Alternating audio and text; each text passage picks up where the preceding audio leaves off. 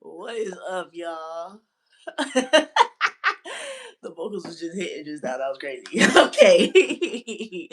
Welcome to episode 2 of The Inner Trenches, where I go live every single Sunday at 6 p.m. Eastern Time. And we discuss everything that we be going through. Vulnerability, just getting into it, you know what I'm saying? This is a safe place. It's a judgment-free space to just let it all out, release how we're feeling, help each other as a community to grow and evolve, be vulnerable, be respectful. It's not a trauma dumping area, but it's a place for us to, hey girl, hey. It is a place for us to really tap in and get into it. So, if that is something you are interested in, you already know what to do. Yeah. Yeah. You know what to do, period. So, and then also as a perk, if you are a member of my channel, you will have opportunity tonight to go face to face with me. So if you want to get on live with your girl, talk face to face with your girl, let me know. Okay? Period. For your content, thank you. Thank you so much. I appreciate you guys. Are you guys ready for tonight's live? Are you ready? It's my second mom, girl. Yeah, girl. Hi. Are y'all ready? Y'all ready to get into it? You're the most best moms. I know. I love you. I love you too, boo. You guys are so sweet. Oh my god. Here is tea. Period. Thank you. I'm trying to really, you know, do some new styles. You feel what I'm saying? Because last night I'm not gonna lie, I had an itch to do a pixie cut, and then I also had a second itch after that to do sister locks. That's another conversation for another day, girl. But I just did my hair today. I was like, girl, you ain't got to itch for nothing because the hair is giving. It's eating. Period. I want to make sure you guys can hear me. Just confirm that you guys can hear me. And then we can get into it. Let me know. Let me know. Y'all hear me? Yep. Period. Are y'all excited for tonight's live? Are you excited to get into it? Because I am. You guys make me blush. I'm sorry. I'm over here cheesy ear to ear. Oh, hey, beautiful. Yes. Okay. One of my members are in here, so that's perfect. If you don't feel no pressure, girl, but if you do want to hop on face to face while we have these discussions, let your girl know. It might encourage other people to do it too, but no pressure. If you don't feel like it, I feel you. It's okay. But thank you guys. You guys are so sweet. Okay, let's get into it. So now that everybody is kind of here, welcome to the Inner Trenches episode 2. It's a safe space for us to be vulnerable, be respectful, help each other as a community, judgment free, to kind of just go through this thing we call life. Whether you're a mom, whether you want to be a mom, whether you're not a mom, whether you're a child, whether you never plan on being a mom ever. Just a womanhood space to come together as girls and help each other out through our ups, our downs, our challenges, whatever it may be. I just slapped the hell out of that shit. That was crazy. Okay, so let's get into it. I'm over here drooling. That's crazy. Okay, let's get into it. All right, so the first segment of tonight is going to be Surviving the Trenches. This is a segment where we discuss something that was challenging this week. So I'm going to start it off and let y'all know something that was challenging to me this week. Like, I had 2 mental breakdowns this week. It was pretty bad. And then I'm going to open the floor to you guys to kind of talk to you guys about what was challenging for you guys this week. We're going to reflect on what it was that we went through this week. And then we are also going to find a solution as a team to kind of move forward. How does that sound? That sound juicy? Huh? Huh? Huh? Oh, girl, that was my baby last week, girl. My baby last week was eating nothing. Now she eating everything, breakfast, lunch, dinner, and snacks. Shit crazy. Okay, so let me tell you. My challenge this week that caused me to have some mental break. It was actually two challenges that I had this week that caused me to have two mental breakdowns. I was boohoo crying, like I was pinned up in the corner, rocking back and forth. Okay, it was bad. It was real bad. Okay. Um. So my challenge was my problem is, as you guys know, I am a stay-at-home mom. So as a stay-at-home mother, there's a lot of things that we juggle. Even if you're not a stay-at-home mom, there's a lot of things you got to juggle. Period. Let's just take the mom part out of it for a second. There's a lot of things in life you got to juggle, whether you got kids or not. Not only do you got to go to work and make that money out so you can pay these damn bills so you don't get put out on the streets, you also got to maintain your home and make sure you're not in a dirty space. You also got to, there's laundry, there's this, there's dishes, there's cooking, there's just a whole bunch of things that you gotta juggle and try and get done. And I feel like my problem is I try to do everything in one day. That's my problem. I don't just set myself to just, okay, I'm gonna get this one thing done. Usually, before I had a baby, it was very easy for me to get a whole bunch of the things done in one day, like cleaning the house, washing the dishes, making sure I eat food and actually cook myself a meal, and then actually being able to wash my ass and then do work, film content, do this, do that. I was able to do that in the past, but now that I do have a baby and now that we are in the toddler trenches and she is in everything and I have to watch every little thing that she is doing, the exhaustion is real. It's very hard for me to juggle all of those things without feeling like I'm going to rip my edges out. So, and then on top of that, I don't really leave the house. I left the house one time this week and I went to my mother's house. That's all I did. So it was kind of starting to get to me. My sanity was a little bit a bit, because all I see are these four walls. Um, it's cool. I could go for a walk, you know. I could always do that, but at the same time, the area that I live in isn't really walk friendly, to be honest with you. And then there's a brick as fuck outside. I woke up this morning to snow. That's crazy. I live in Georgia, so that was one of my issues. And then another issue is, if you guys seen the vlog that I just recently posted, I went away. I went out of town. I went to Florida for the holidays and I just recently came back. Baby girl's sleep schedule was off of the radar. I'm talking about my girl waking up at 3 a.m. I don't know if you guys seen a post that I made, but she woke up at 3 a.m. and woke back up. She woke up at 3 a.m., didn't go back to sleep till 6, and the motherfucker still woke up at 10. That's crazy. That's crazy. Hey girl. So it's very hard for me to it was hard for me to just, with her sleep schedule all over the place, it was driving me crazy. And then it's like certain things I need to get done while she's sleeping because it's hard for me to do it while she's awake.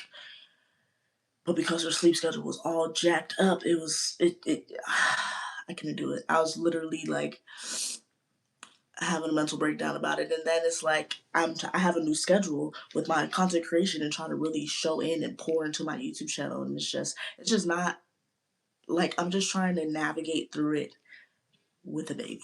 It's a lot on me and I'm just trying to do my best. So a solution that I came up with, I sat down and I reflected and was like, my life isn't the same before having a baby compared to now. So you kind of just gotta work with what you got, you know what I'm saying? And it's okay. You don't have to feel like you gotta do everything all in one day. You don't have to feel like you gotta overwhelm yourself.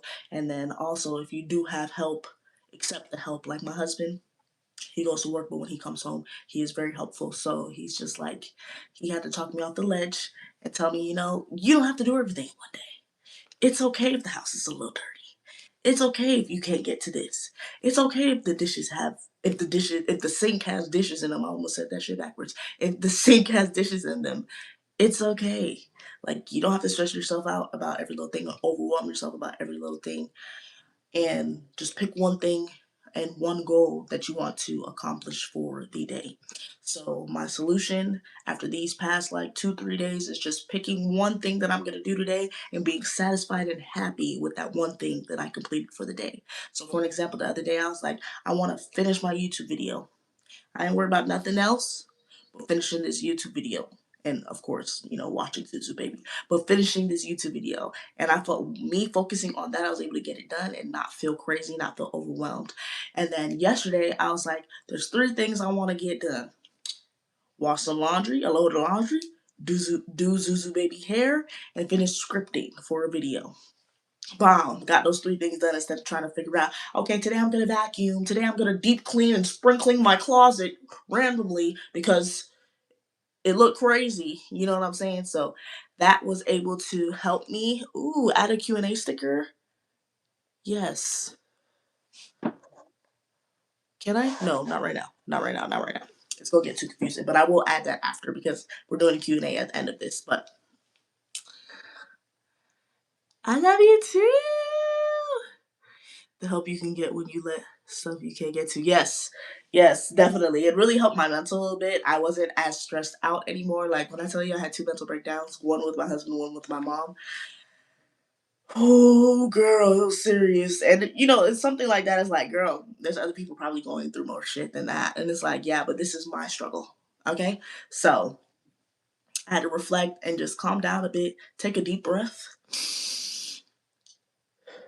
and just chill. You ain't gotta get everything done in one day. And that's okay. You ain't gotta beat yourself up about it. And that's what I was doing. I was beating myself up about it and feeling like, oh my gosh, I feel like I was setting certain expectations for myself that I wasn't able to live up to. And it's okay. It's okay if you gotta scale it back a little bit. It's okay if there's a little bit too much on your plate. Share some with the rest of the people around you. And if you ain't got nobody else around you, put it to the side for leftovers. You will get back to it. Period. Okay? So that is a challenge or 2 challenges that I went through this week. And that is how I was able to kind of overcome it and know that I can be better for the next week. So now I'm opening the floor up to some of you guys. If I have any members in here that would like to go face to face so we can really get deep into this discussion, let me know right now. I'm watching the comments go. If not, I would love to just hear what are some challenges that you guys went through this week.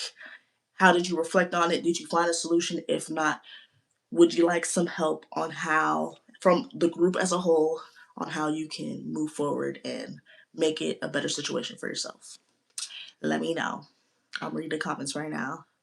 I love you so much. You're my favorite YouTuber because you remind me of my auntie. Oh, thank you. I love you more. That's so sweet. I remind you of a family member. That's awesome. Hey girl, hey girl, hey. Yes, so let me know. Do you guys have any challenges that you went through this week that you would like to share?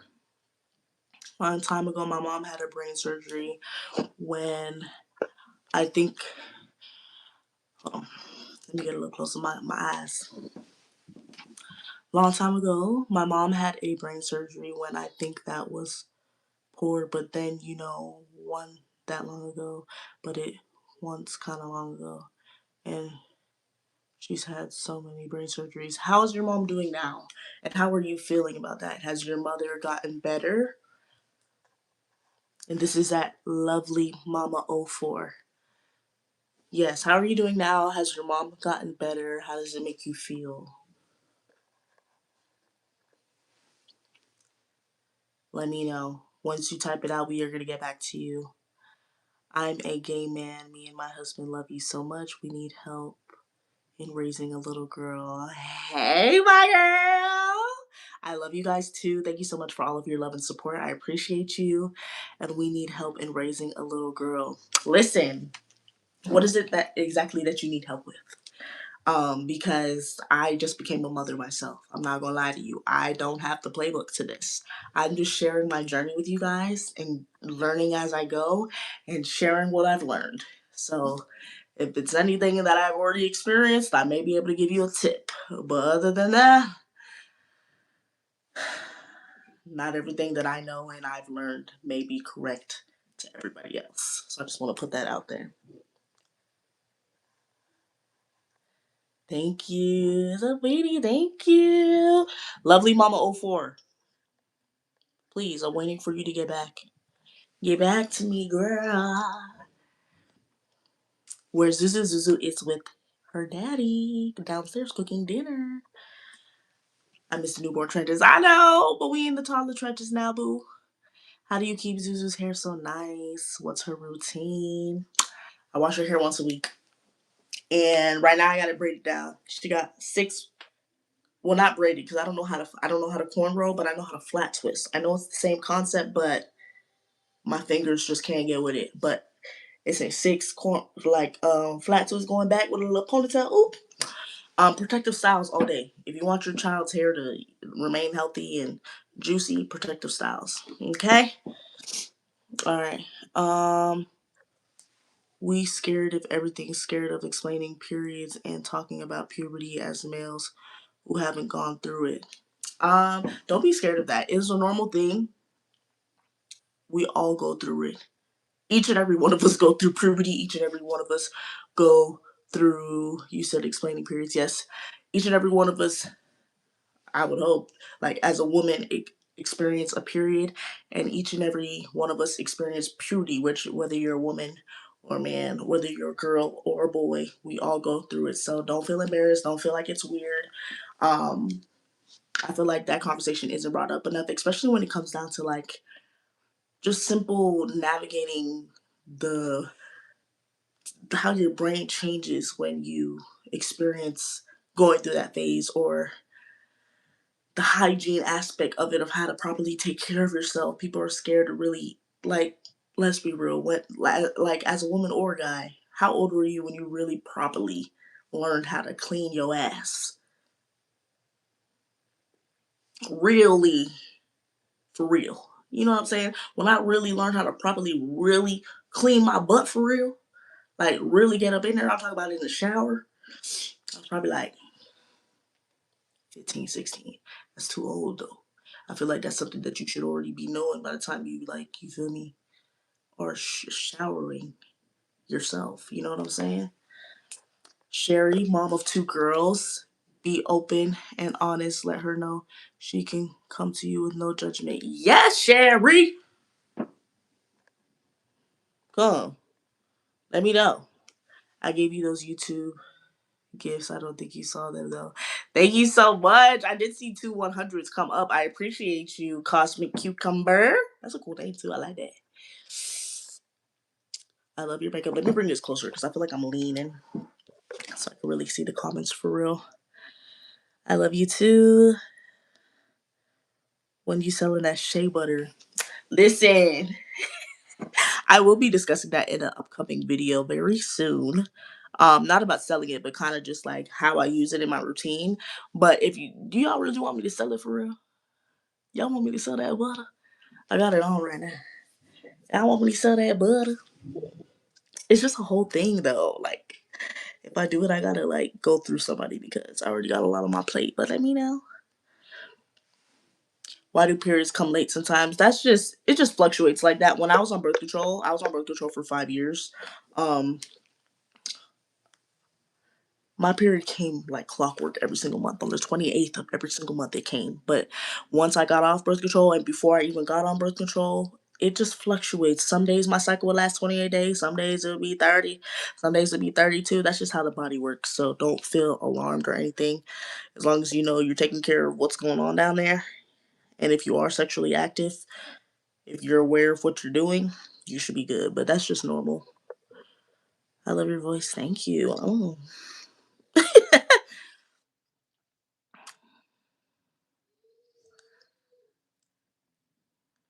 Sherry, I'm gonna make some videos just for you too, as far as taking care of, like, talking about periods and male puberty.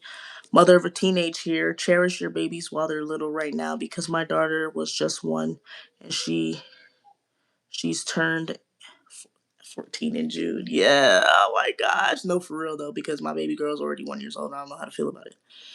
You're such an inspiration to me. You don't know. You just don't know. You give your inspiration to me. I'm sorry. I'm stumbling. You just don't give a crap and you're so beautiful. I love watching your videos and you make me laugh every time. Thank you so much. Thank you so much. I appreciate you watching my videos. I try to just, before I used to be like very, before I used to be very like, what's the word I'm looking for? I wouldn't really care what people thought about me, but it would be in the back of my mind, like, ooh, if I show up this way, they're gonna think something of me or I won't be accepted. But I got rid of that. By the time I was like 14, 15 years old, this is me.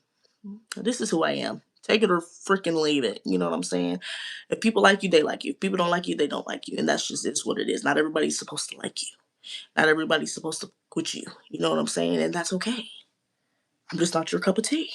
And that's no problem. You know what I'm saying? So just be true to yourself, be authentic to yourself, and the right crowd will gravitate towards you. If you're not meant for me, you're not meant for me. But just be authentically yourself. What's somebody gonna say? You're not supposed to be acting like that? How am I supposed to be acting? You know what I'm saying? Like, there's nobody that can tell you that you're supposed to be this certain way. Just be you. Be your own blueprint. There's other people that'll be like to be a certain way, but it's like then you're gonna be like next bitch. No. Be yourself. My husband just looked at me and said, "Told you so." No, yeah, for real. Like sharing, I'm gonna make some videos that can hopefully help because I know I have a young audience on here too. I have my main audience is like my main audience is between the ages of 18 and 34. That's like my main audience, and then I'll have some people that's above 34, and then I'll have some people that's lower than 18. But that's my main audience. But I want to be able to cater to everybody and kind of just I'm big on self-care. I'm a big hygiene girl. Excuse me. I'm a big self-improvement girl. I'm big on trying to elevate myself and evolve. I don't like staying the same person and like I stay true to my core, but I always try to be 1% better than yesterday and not stay stuck in my ways and stuff. You found out the gender of your baby? What are you having? We get a house baby girl with being her allergic to things. I will get into that at the end of this vlog. I just love your content and Zuzu baby. Oh my gosh. You gave birth to an angel. Very cute. Thank you so much. Oh, let me see. Uh, uh. I love your videos. Recently got sick and watching Zuri. And you got me all happy as well. Like, oh my god, I hope you're feeling better. I'm happy that we were able to make you smile. Is anyone else's screen small? If your screen is small, it's because I'm waiting for members. If you are a member of my channel and you'd like to be live with me right now, let your girl know. Let your girl know so we can go live together. But we are about to hop into the next segment. Is there anybody else that wants to discuss about what it is that they are going through this week that was challenging? Does anybody else want to share? It could be the most minute things, it could be the most big things. Is it school? Is it work? Is it something I don't know, something like inner personal? Let me know. Luciano's you're so pretty. Thank you. Thank you.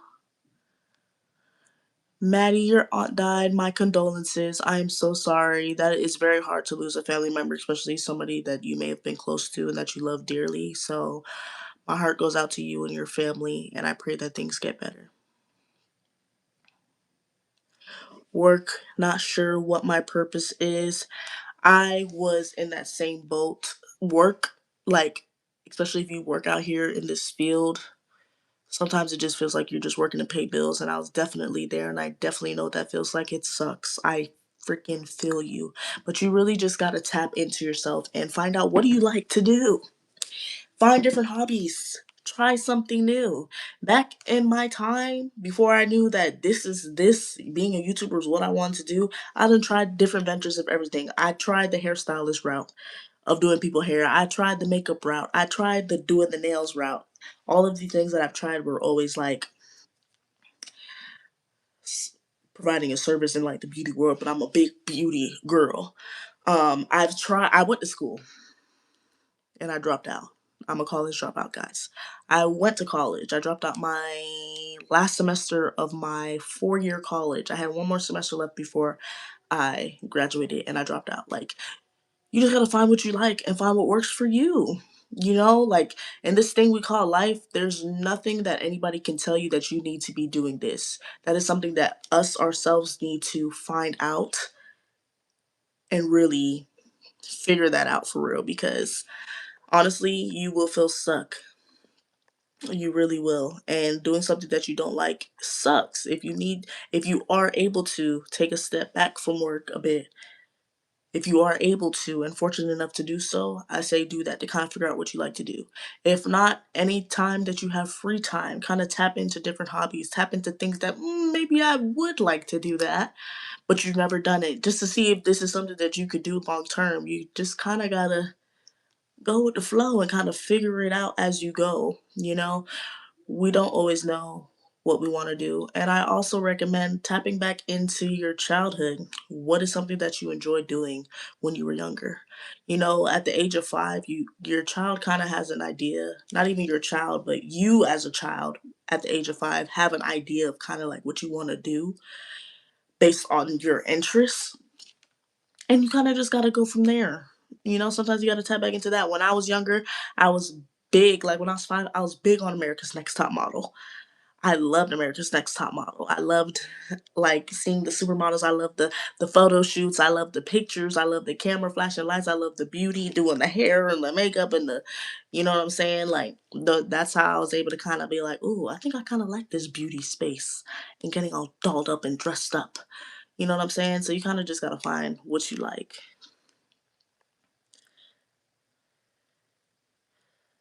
My mom has 8 kids and she lost one. I am so sorry for your loss and for your mother's loss. My prayers go out to you guys. That is very hard to go through. How are you holding up? How are you doing? Is it affecting you heavily? Quit my job to take care of my grandchild. How does it feel? Were you fortunate enough to do so? Are you happy to be able to take care of your grandchild? I've struggled with trusting people, especially when it comes to relationships. I've been there before. Before I got into a relationship with my husband, my trust issues were pretty intense.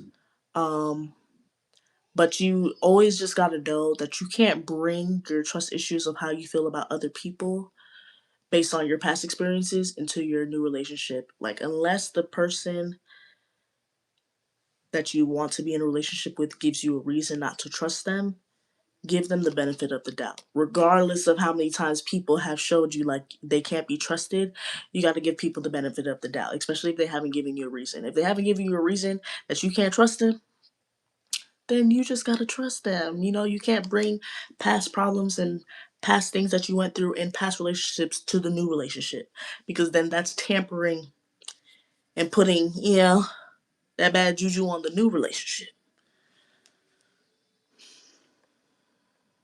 Can you shout me out? Shout out to Maddie 06X6Z. Shout out to you, girl. Have you known about the ICE situation? Yes, I've been hearing about it. I think it's absolutely insane. Um,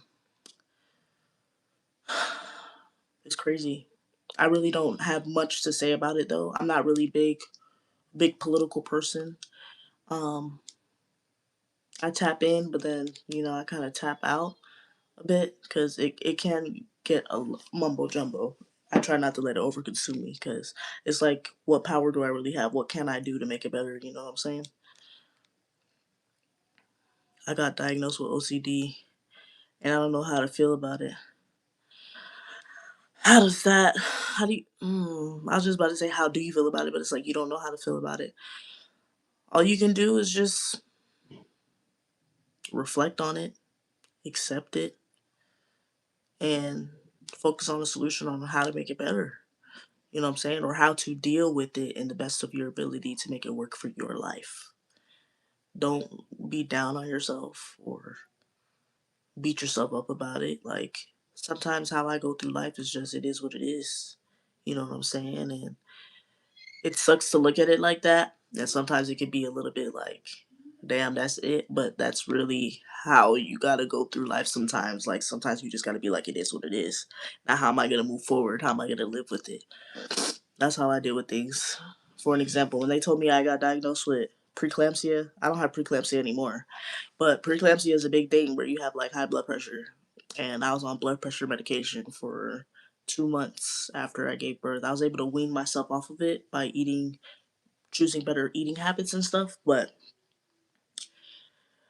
preeclampsia can lead to heart attack, stroke, crazy stuff. And I'm like, I'm only 25. That's crazy.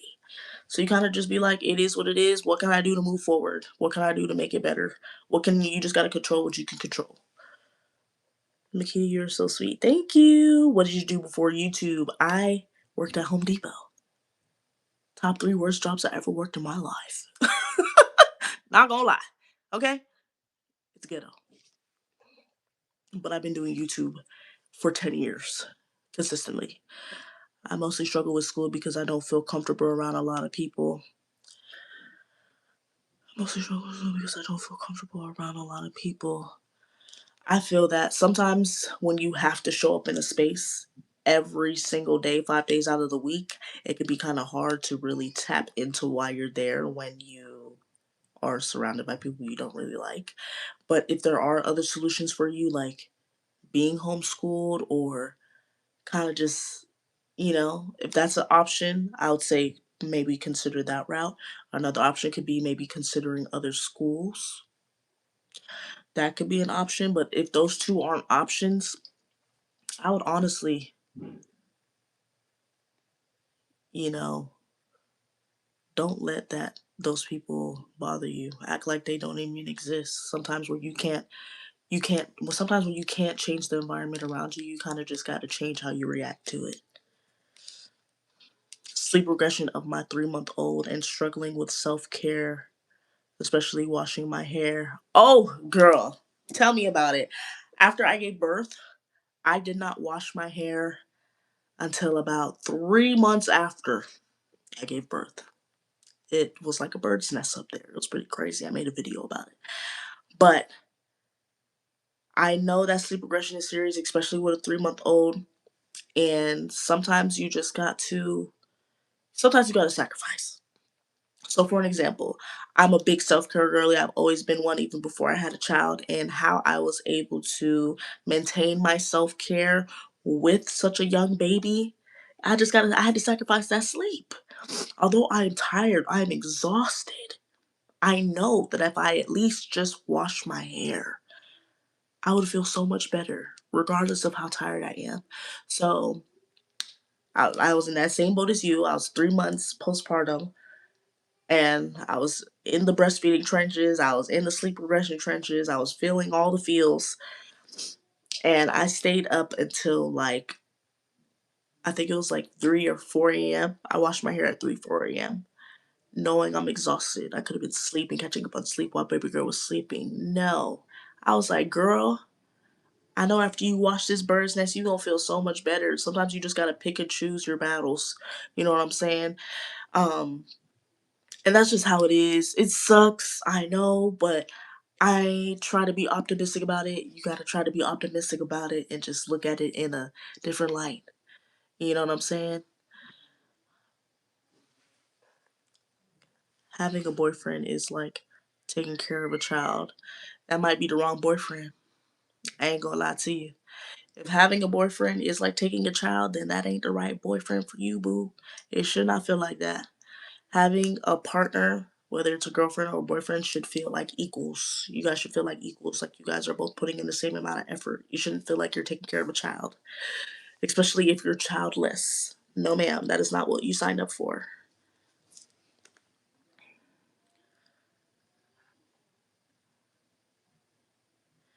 Jupiter, yes, I did answer your question. I did hear about the ICE situation. I think it's pretty messed up what they're doing, and I'm hoping things can get better with that. I did the same thing, but Sophia Learning will give you those free credits you need to get that degree just for anybody interested in completing. Work has been very stressful for me, and I'm a work from home mom, but all I want to do is take care of my child, and I feel so guilty because I want to give her all of my attention she deserves. I'm not gonna lie, I low key been kind of feeling like that too. Um, Although I am a stay at home mom, you guys know that I do YouTube full time, and I do make money off of YouTube. This is how I pay my bills. So sometimes when I'm always editing and I'm always like doing something on my iPad, it's very hard for me to like. Sometimes I be feeling bad because she be coming up to me, and sometimes I feel guilty when she doesn't want to play with her toys anymore, and I throw on Bluey or I throw on Gracie, and it's just like, girl. Sometimes I be saying to myself, like, girl, you just throwing the damn TV in her face, throwing the TV in her face, and it's like, I've been trying to find a balance. I'm trying to find a balance and try to just be present when I can because, at the end of the day, we gotta work. That's just how life is. And I don't want to beat myself up about it and feel bad about it as much as I have been. So I try to be present when I can. So like when we're eating, when it's time for her to eat, I make sure I make myself food at the same time that she's eating and I'm present. I'm not on my phone, we're not watching anything, we're present and we're eating together. Sometimes I may take 5 or 10 minutes to play with her toys. If I got 5, 10 minutes, 5, 10, 15 minutes, I'll play with her toys a bit with her. Because my baby is somebody that likes to actively play together. Sometimes she'll play with her toys independently, which is important too, because independent play is important because you're not always available to play with your kids. But that is something that she does like to do too. She does like to play, like have me play with her toys, especially because she is the only child and there's no other babies around. Um, so I'll take that 5, 10, 15 minutes to play with her a little bit, and then I'll get back to work. When it's her bath time, we're actively doing it together. When we're doing her self care, we're actively doing it together. Sometimes when I go to the bathroom, when I go to brush my teeth, wash my face, we're actively in there together. Sometimes I'll take 5 minutes out of the day, not sometimes, but I do take 5, 10 minutes out of the day to read her a story, read her a book. I just do what I can without feeling bad about it. And that's just kind of what you have to do.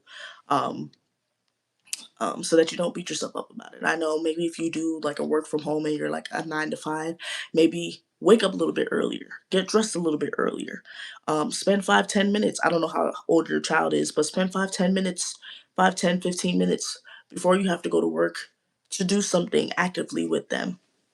You know what I'm saying? Just so that they can get that one on one time with you because kids do crave that. And I do realize how important it is just because I was a kid too. And I did crave that, especially coming from a household where my mom was a single mom taking care of 3 kids by herself.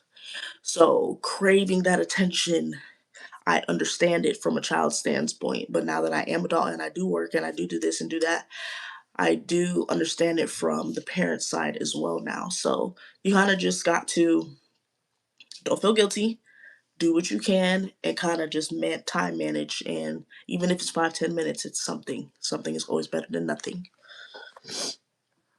Excuse me. Hi, I'm under 18 and I would love for you to do vlogs on teaching us teen girls about real life adulthood like a second mother to us. I got you. I'm currently actually scripting videos for that right now. I got some things I've learned in my younger 20s videos. I got a few. So I'm excited to bring those to you guys. Um Cause child, I'm 26. I turned 27 in August. I've had my fair share of lessons. Let me tell you, your 20s are ghetto. That's all I'm gonna say. It's ghetto as fuck. Okay, but it does get better as you get older. Trust me.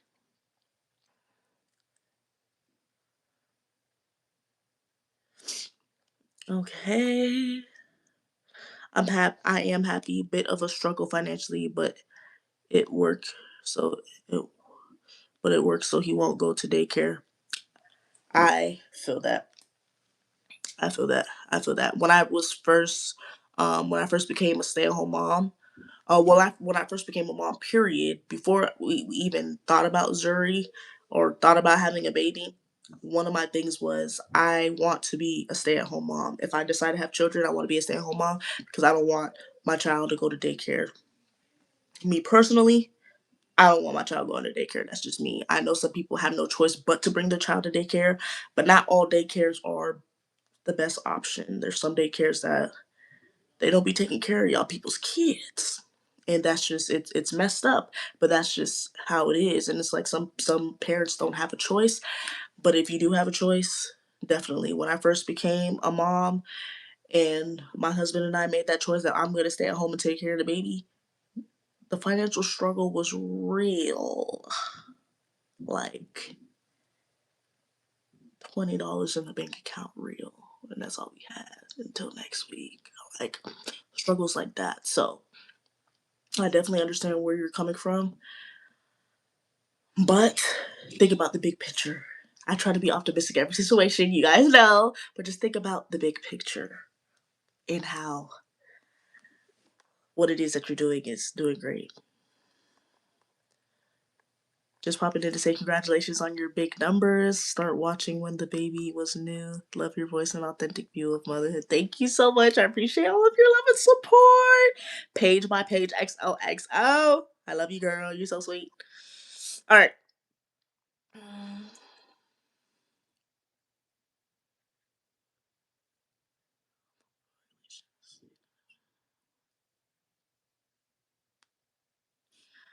Ooh, this is a good question. That is a good question. I'm gonna screenshot this from David because I'm gonna answer that in the Q&A. That's a good juicy question. Oh wow.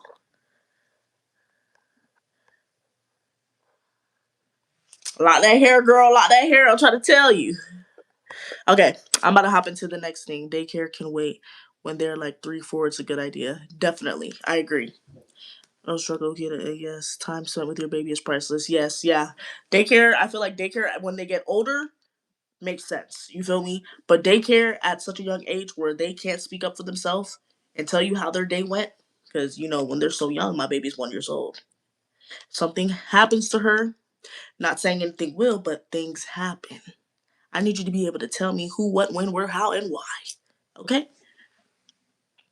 I love your videos because you remind me and my mom when I was a baby, and my name is also Zuri. Oh, hi Zuri. That's so cool. Oh my gosh. Start them locks, girl. Start them locks. Okay, guys. Now we are going to start into the next segment. This segment is called. Let me get sure, because I'm like, I must be smacking and talking and smacking and talking. I see fucking lip gloss on my damn screen. I'm like, goddamn, girl, say don't spray. Let me get some water. I'm thirsty.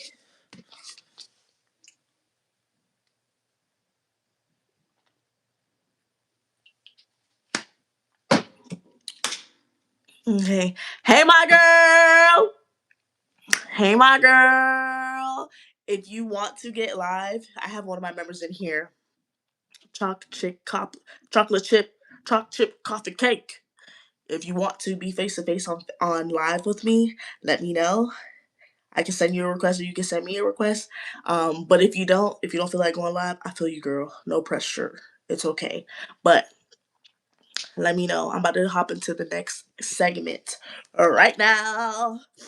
All right. So this segment is called "Refill Your Cup." All right. Refill Your Cup is where we kind of discuss how we showed up for ourselves this week. I am big on showing up for yourself. You know what I'm saying? We show up for everybody else in our life. Whether you have kids, whether you have a spouse, whether you have work, whether you have different responsibilities with everybody, we show up for everybody. Okay, but we also got to show up for us. So, a mini mindset reset. I got a quote right here for you guys. It says, "You owe yourself the same love you so freely give to others." Okay, let me show y'all. Thank you for the gift. This is the quote before we get started into this refill your cup. Okay? You owe yourself the same love you so freely give to others, people. All right? The same way that we show up for our jobs, the same way that we show up for our children, the same way that we show up for our husbands or wives, the same way that we show up for our mothers, fathers, brothers, sisters, cousins, aunts. Different obligations is the same way we need to show up for ourselves. Okay? It's important. It's important to show up for us the same way we show up for others, because if our cup is half full, how we gonna pour to everybody else? We gonna be empty, dry. Okay? We gonna be empty and dry, and we need to be able to have our cup full to the top or overflowing in order to share it out with other people. But if you ain't got enough water in your cup, you shouldn't be sharing. You should be holding on to every single drop until you can refill yourself back up, okay? Okay, so I'm going to discuss how I showed up for myself this week, and then I want you guys to let me know how you guys showed up for yourself this week. So, something that I've been doing for these past couple days is, hold on, I think I seen you say something. You're like, my name is Cara. Hey, Cara girl. I look tore up. I just put my hair in braids for a braid out. I feel you, girl. I know what that braid out look like. I already know. It's okay. It's okay, but I appreciate you being here. Amen. I need to hear that. I have always struggled to show up for myself to this day. I'm telling you, me too. When it comes down to like something I struggled with a lot was like in the past, I don't struggle with it too much, but buying myself things. I would be quick to buy myself somebody else. I'll be quick to buy somebody else a gift or gift somebody something or do something nice like that in that gesture. But as soon as it comes to me and I'm ready and I want something, I'm like, ooh, I don't know if I want to spend that. Ooh, I'm pinching. I'm pinching my coins. I'm pinching my. No, that's not okay. The same way you would spend that on somebody else, why can't you spend that on yourself? And that's something that I had to ask myself and question myself. Like, girl, you would spend that money on this motherfucker. Why you ain't spending it on yourself? That's a problem. And that's not okay. So once I grasped that and got my mind, rewired my mind, was like, girl, that's not okay. Now I don't mind spending money on myself and I feel good about it. It's like, girl, you work hard for the money. Why you can't spend it on yourself? That's crazy. You know what I'm saying? I took my ass to the gym yesterday. I regretted it at first, but left feeling amazing. That's what I'm talking about. Yeah, this is something about like when you go and move your body, you just feel so good afterwards. It's a struggle to get there. But once you actually leave, you like, yes! You feel good. This week I went shopping for myself for the first time in months, and now I have 3 new outfits. My baby always looks put together, but sometimes struggle to look good for myself. I love that for you. I really do. That is awesome. Like, that's how I be feeling too. Like, baby always hair done, outfits, this, that, that, third. But when it's time for you to step out, you ain't looking good. So I love that you did that for yourself. That's amazing. Something that I did for myself this week is getting myself ready. Because y'all know I'm a stay at home mom.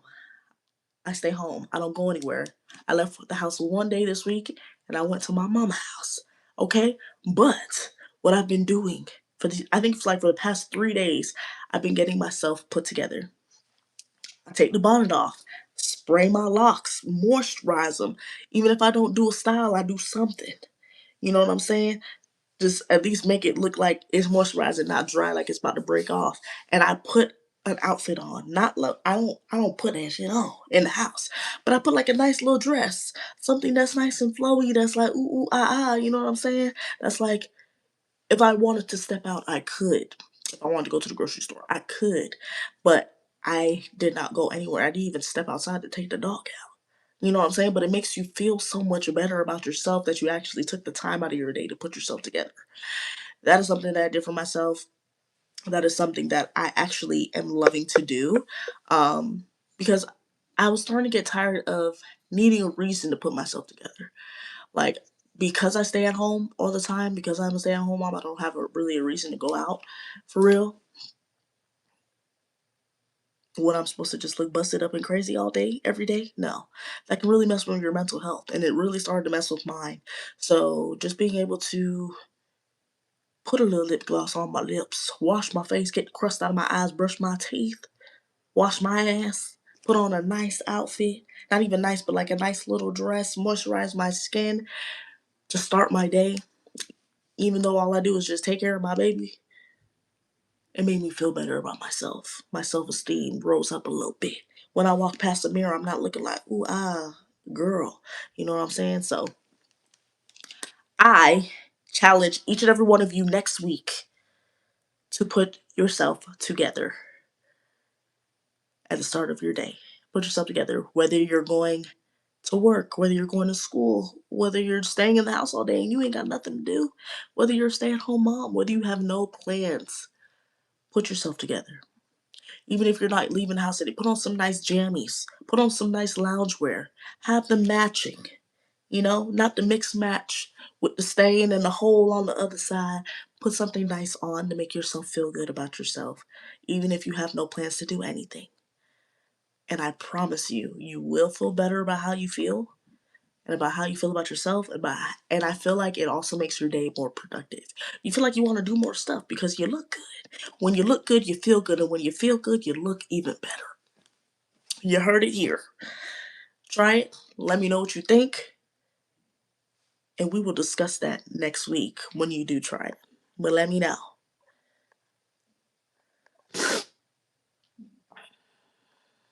Hold on, Marie comment. Heidi, I love your locks. I was wondering if you got any advice for the first year college student. This stuff's kind of overwhelming. I got you. I'm going to save this comment for when we do Q&As. And if I don't get to it, please just tell me again. Thank you guys so much. I love you guys. I love you guys. You guys are awesome. How dare you two hide this from me? Facts though. Like, hello, your girl is here. How do I become a member? You're going to go on my channel. You're going to swipe all the way to where it says membership and you're going to click join. I displayed it as $5.99 a month, but if you, depending on what country you're in and what area of the world that you're in, it may show $7.99 just for like taxes purposes and stuff. But yes, that membership, it's a monthly membership. You pay one time a month, and in that membership, you have the opportunity to go live with me on here. So that's why I try to give you guys like a little bit of advance, like if you guys do want to go live with me, so that you guys have the opportunity, but you're not obligated to, so don't feel like you are. But you have the opportunity to go live with me. You have access to early videos. So this week I am posting, I post a new video every Wednesday. But if you are a member, you receive it on Tuesday. Last week was a crazy week, so my members, I'm so sorry. Y'all ain't get it early. But we're pushing this week for y'all to get it 24 hours in advance. So you also get that. You guys will have access to all of my digital guides. So towards the end of the month-ish, beginning of February, I should be dropping a newborn trenches survival guide. So if that's something that you're interested in, I will be dropping that. But I also will be dropping other guides. You guys will get that for free. And then if it's like a big guide or something big, y'all get it at a discounted rate. And then y'all also get discounts on merch. Yeah, the merch is coming soon, my boy. Stop playing with me. The word churches, taller churches, Mama needs a minute. All right, it's coming soon. So stay tuned. Y'all will get a discount on that. For this week, I made the decision to put God first after procrastinating, and I'm also going to put more effort into my fashion, self-care. I feel like building these habits as a young teen is good. Love that for you. Bravo. Good job. Yes, I also been working on putting God first as well and making sure that the first thing I do in the morning is pray before I get anything else started. Because once I get my day started, it can sometimes get a little chaotic. So being able to just pray to God, let him know what I'm grateful for. I love that. And yes, putting more into your fashion. I agree with you and I love that for you. Now, I'm kind of in a stage where I want to figure out, like, I have a sense of what my style is and what I like, but I'm in need of new clothes. So I'm kind of like, I want to have like a capsule wardrobe where like I can have different pieces of items and I can put them together with a whole bunch of different stuff. And not feel like I have to have a new outfit every time, buy something new every time I go out. Um, and I want to look like, you know, cute, sexy. I'm kind of like getting into my sexy era, but keep it cute, keep it classy. I'm not trying to be skin out, booty out. No. I'm a mother. Okay, we gotta keep it classy, keep it cute. You know what I'm saying? And yes, self care. I love self care. Yes, self care, especially as a teenager, is gonna make you feel really get more in tune with yourself and feel good about yourself and kind of learn what you like, what you don't like. Um, and kind of it's kind of gonna help you to fill your cup, like what we're discussing. Pour into yourself before any other outside people can come into. You know what I'm saying? You look beautiful. Thank you, hubby. You see, I did a new hairstyle. Do you like it? He didn't see me do my hair when he went downstairs. I started the live before he seen it, so. Do I look cute? Thank you, my love. Zay Dollar in the house. Zay Dollar. Zay Dollar. Stop playing. That's my man. Girl, I'm 13, and this is one of my fave channels. Hey, my girl. Thank you so much for watching. I appreciate you.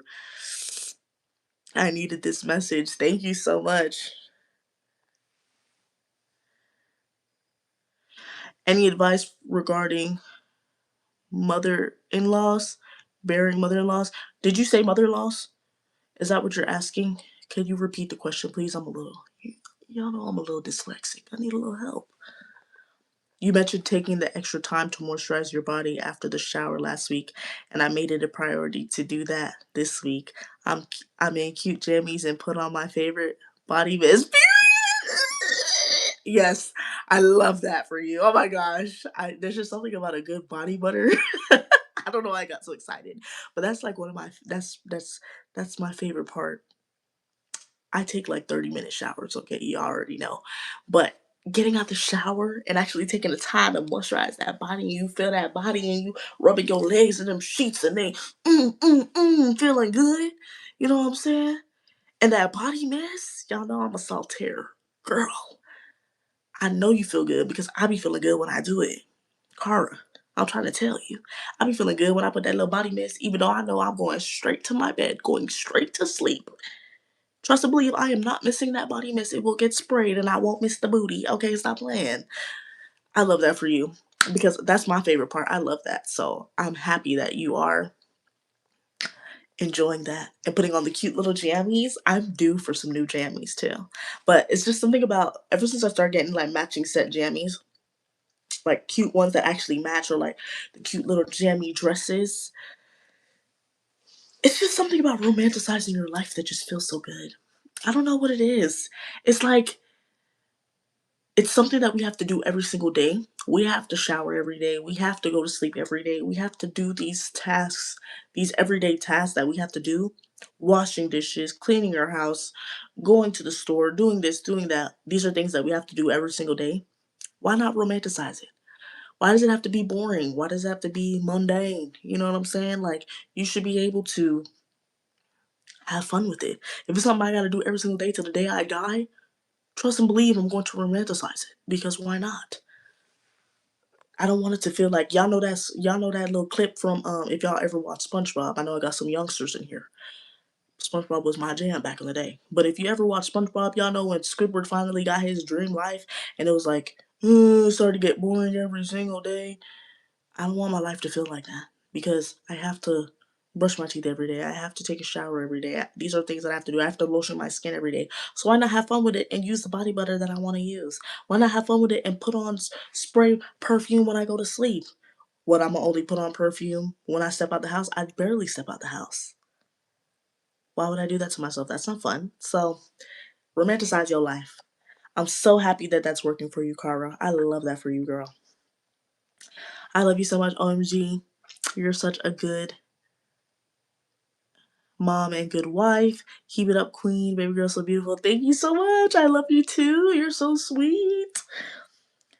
Baby girl is doing good. I think she's eating right now. Hubby and her just got done cooking dandian. They made lamb chops tonight, y'all. If you know me, you know I love some lamb chops. That's my shit. That's my favorite protein, lamb chops. Ain't got no business tasting so good, okay?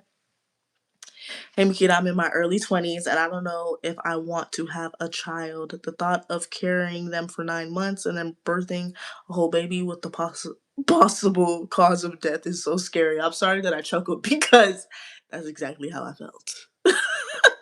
It hit home, girl. That is literally exactly how I felt. I don't know if you seen, I don't know if you chimed into the last vlog. It is up on my channel if you want to watch it, but I'll briefly bring it up. I did discuss my whole birth journey and everything like that. 2 months before I found out I was pregnant, I literally had an emotional breakdown. Like, I don't know if I'm ready for this. Like, I always knew I wanted to have kids one day, but that is something that was big on my mind, especially Like it was too much. It really can be a lot, and there's no rush.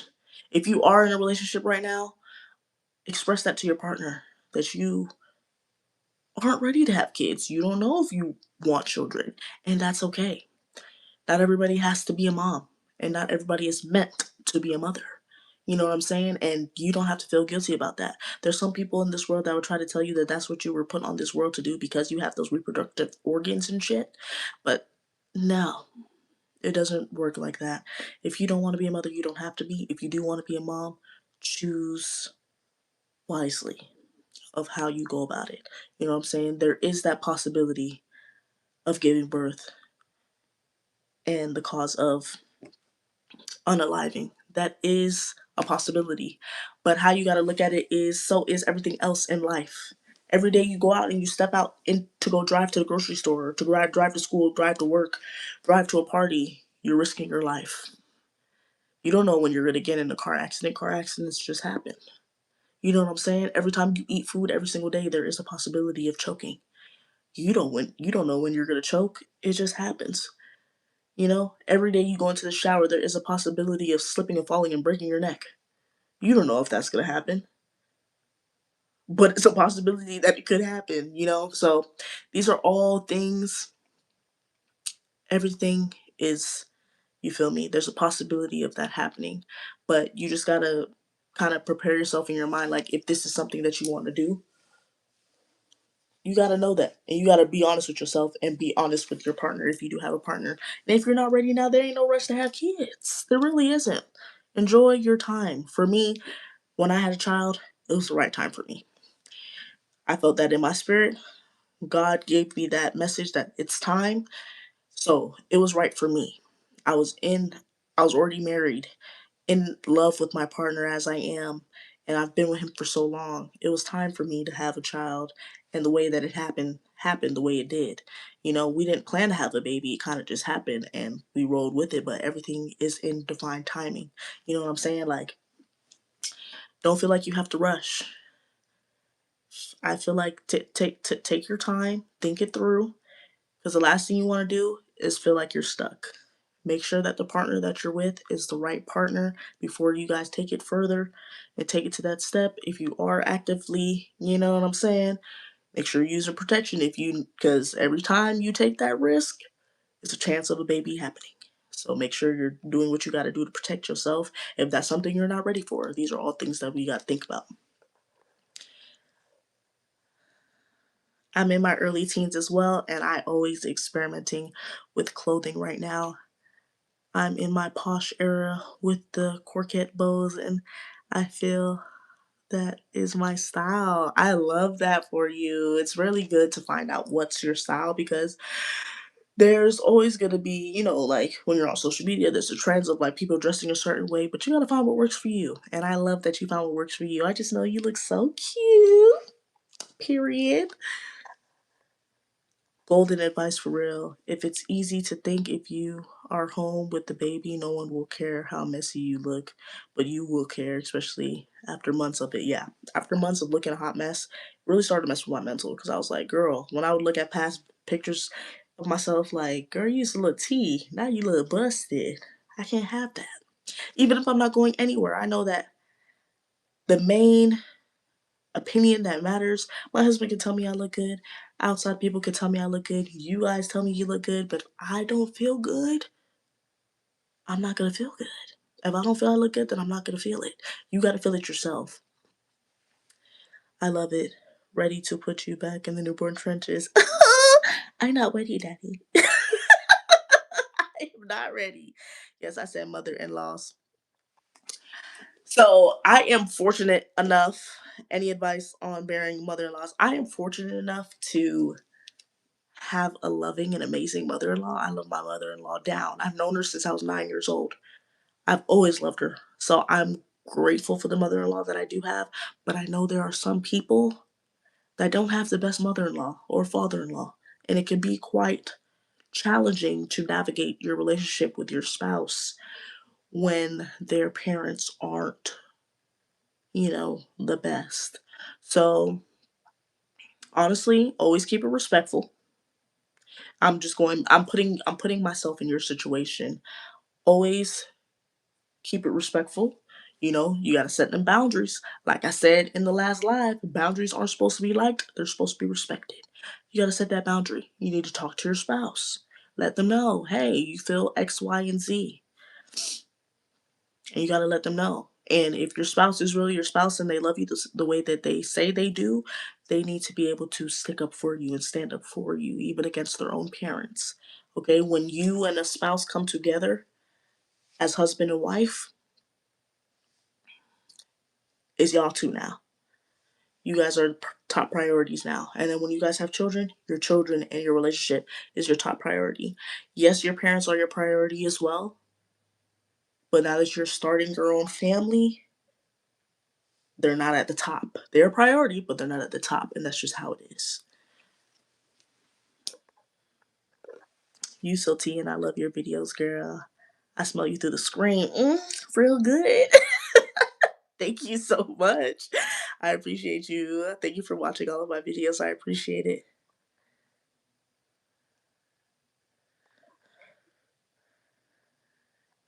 Can you make more day in the life videos and cleaning too? Cleaning day too? Yes, I do want to make more day in the life videos. I kind of been like kind of trying to focus more on YouTube and focus on long form videos, but I will start bringing back some of those short form videos because I know the day in the life videos, y'all love them down.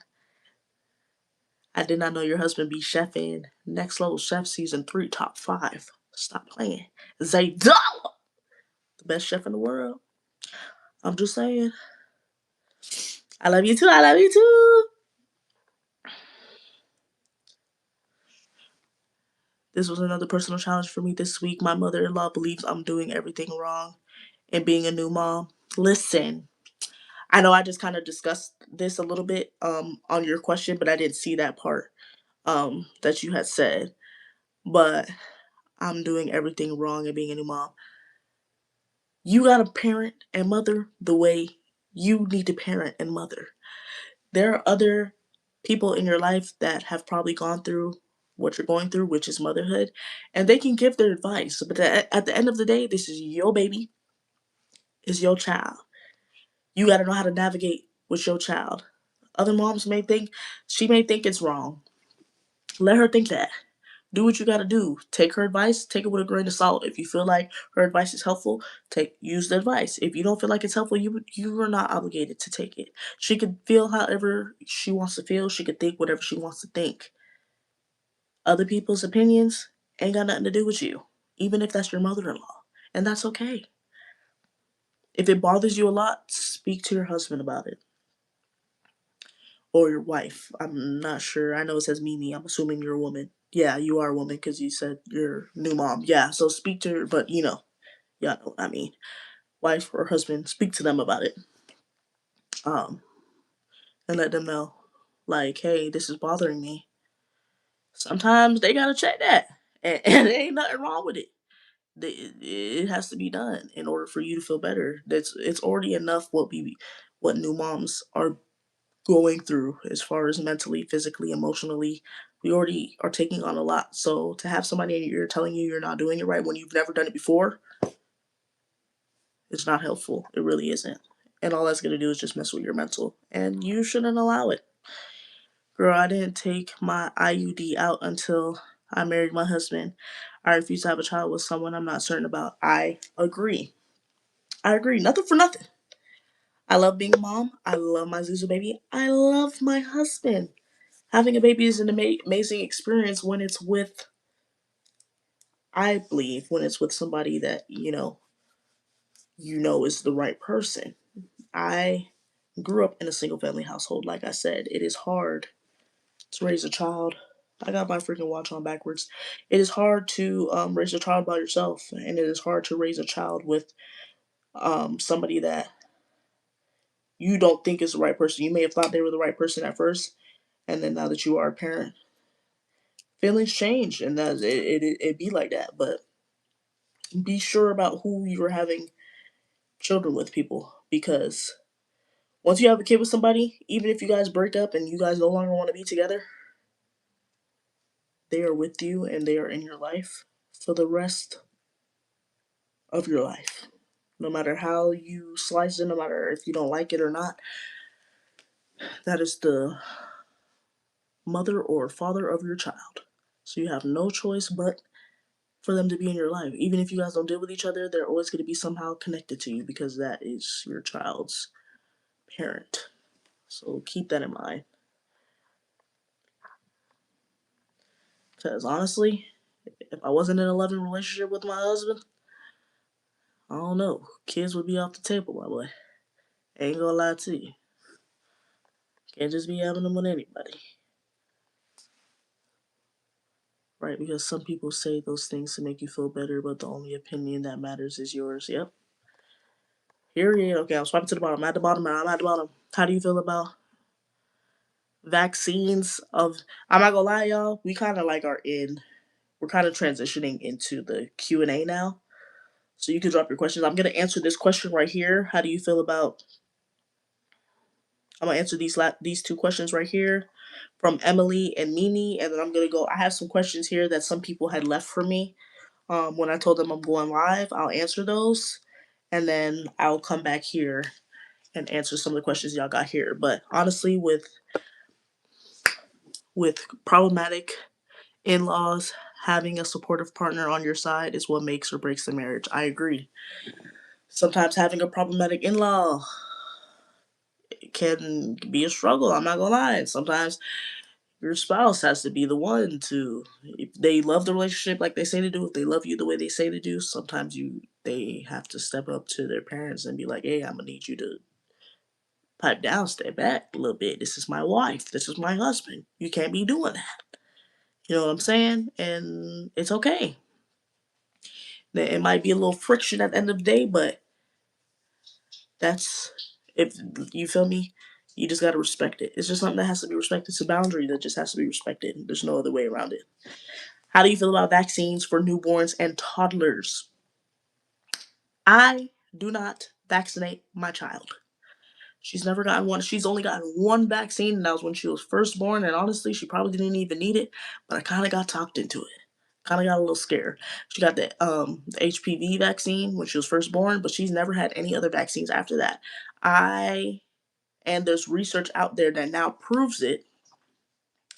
Do your research, but I have already been on game about the research that vaccines are linked to autism, are linked to ADHD, are linked to these different disorders and things that these babies be going through. So that is something that I did not want my child to have to go through.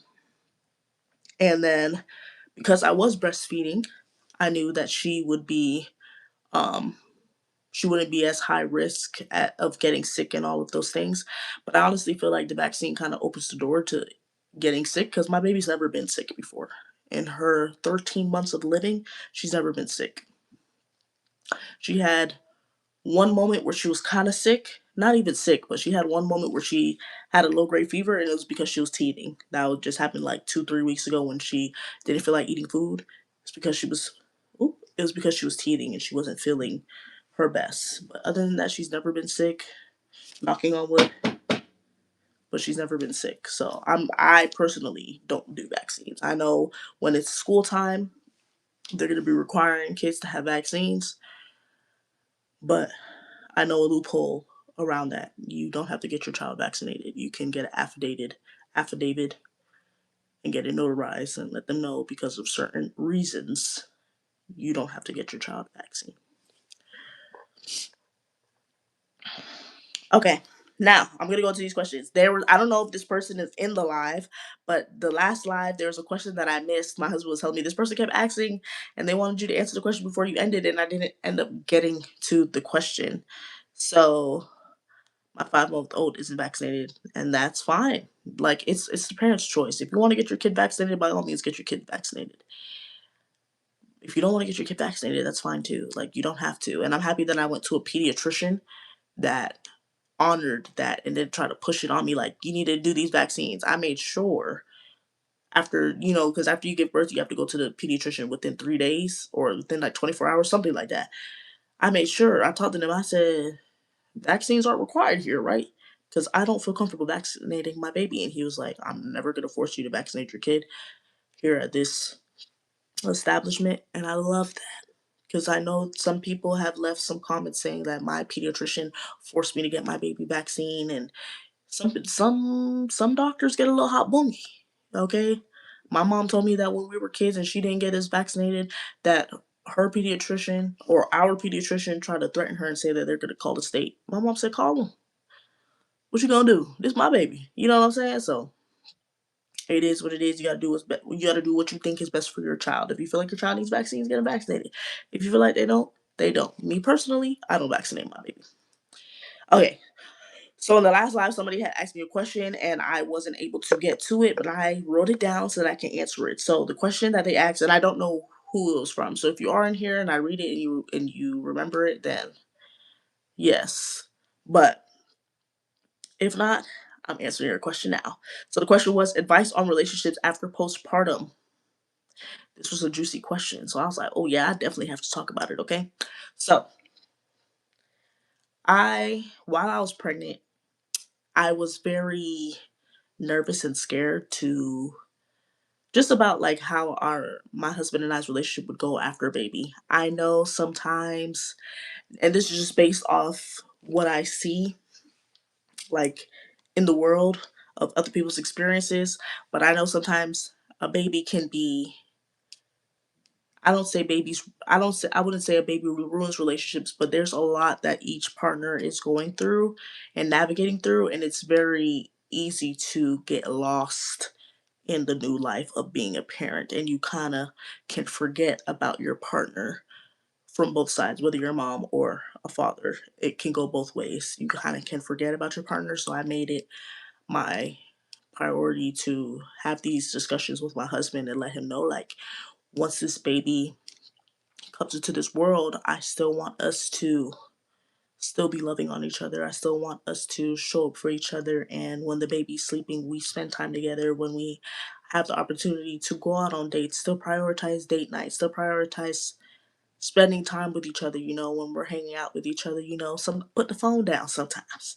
You know what I'm saying? Actively be in each other's presence because sometimes just being in the same space in the same room isn't the same as actively doing something together or actively watching a show together, being more present in the relationship I feel like is very important. Yes, like somebody just said, you both are in the postpartum phase. You literally are in the postpartum phase, so it can get real spooky, it can get real scary. But being able to be there for each other, show up for each other, and actually and have these discussions before you guys have kids. Have these discussions before the baby arrives. Already have it in motion. Date nights and showing up for each other, already have that in place, setting it up in advance, and both parties putting in the effort to be there for one another. I feel like it's very important because sometimes when you forget about each other, it can cause a fracture in the it can cause a fracture in the relationship. And sometimes that sucks. It really does. So, you want to have those talks with your partner to make sure that you guys are on the same page. And, sometimes y'all, a relationship is 100 and 100. It ain't 50-50. It's 100% effort, 100% effort. There's some days where mama may be 40% and I need daddy to give me that 60. There may be some days where, you know, daddy's 50. And okay, I gotta get that 50. There may be some days where, daddy's 20%. And I need to show up with that 80. There may be some days where one of us is zero and we ain't got nothing. And we just gotta be able to, you feel me? Show up and be there for one another, pick each other up when we are feeling down. And when we are able to both show up the way we need to show up, we do that. But not every day is gonna be 100 and that's okay. But communication is key.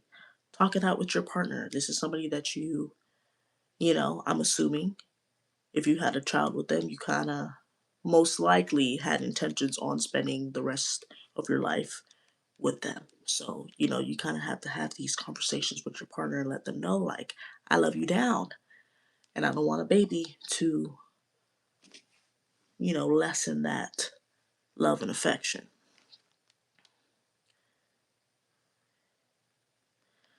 I'm pregnant in my first trimester and I'm terrified. Do you have any advice for your first trimester? Don't be terrified. You have to shift your mindset and shift your perspective. The more you focus on being scared, the more the universe, you're putting yourself on that frequency in the universe to reflect terrified and terrific and terror things to happen. It's okay. Relax. Everything you feel inside, the baby feels that too. So you don't want to cause any stress to yourself because baby feels that as well. Okay? You got to just take a deep breath and change your perspective. Be optimistic. Think instead of thinking about what's the worst that can happen, think about what's the best that can happen. You got to change your perspective. Okay? I know it may be rough. I know you may not be feeling well, maybe nauseous, maybe, but just stay calm.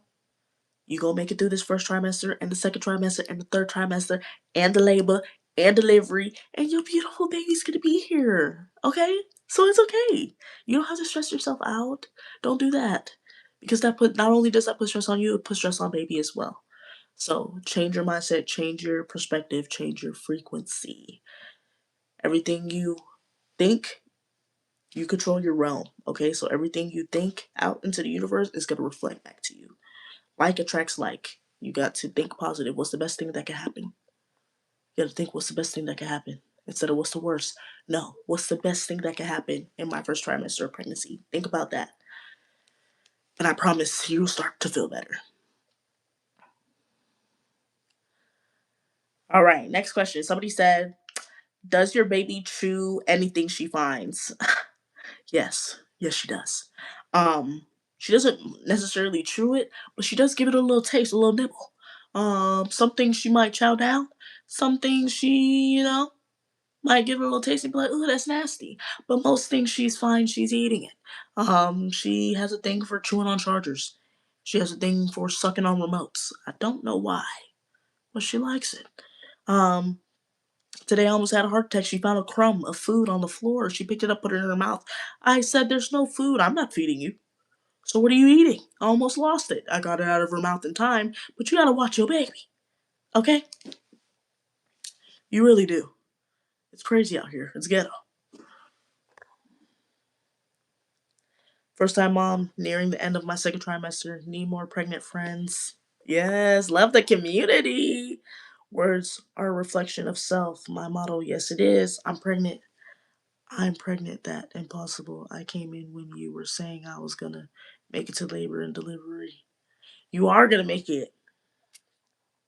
You are gonna make it. How long did it take for your toddler to stop choking on literally everything they eat? I'm really struggling with feeding.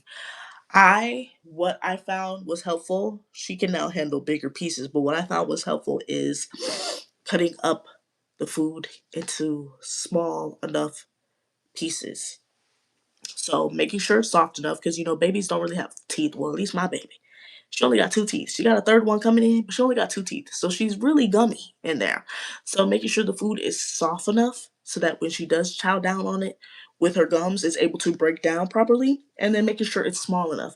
You don't want to make it the piece of food too big to the point where like if it were to get lodged in her throat, it's gonna get stuck. You want it to be small enough so that if she does chew it down, it can go down. You want it to be small enough so that if she necessarily may not, or him or her, if they don't necessarily chew it down enough and they swallow it, it ain't gonna get stuck. And if it does get a little eat eat, it's small enough to that if they drink some water, it can get washed down. So soft enough and small enough. When you give them two big pieces, when you give them the pieces that are a little bit too big, it can get a little overwhelming. And then also, you kind of just got to give your baby some grace because kids aren't babies.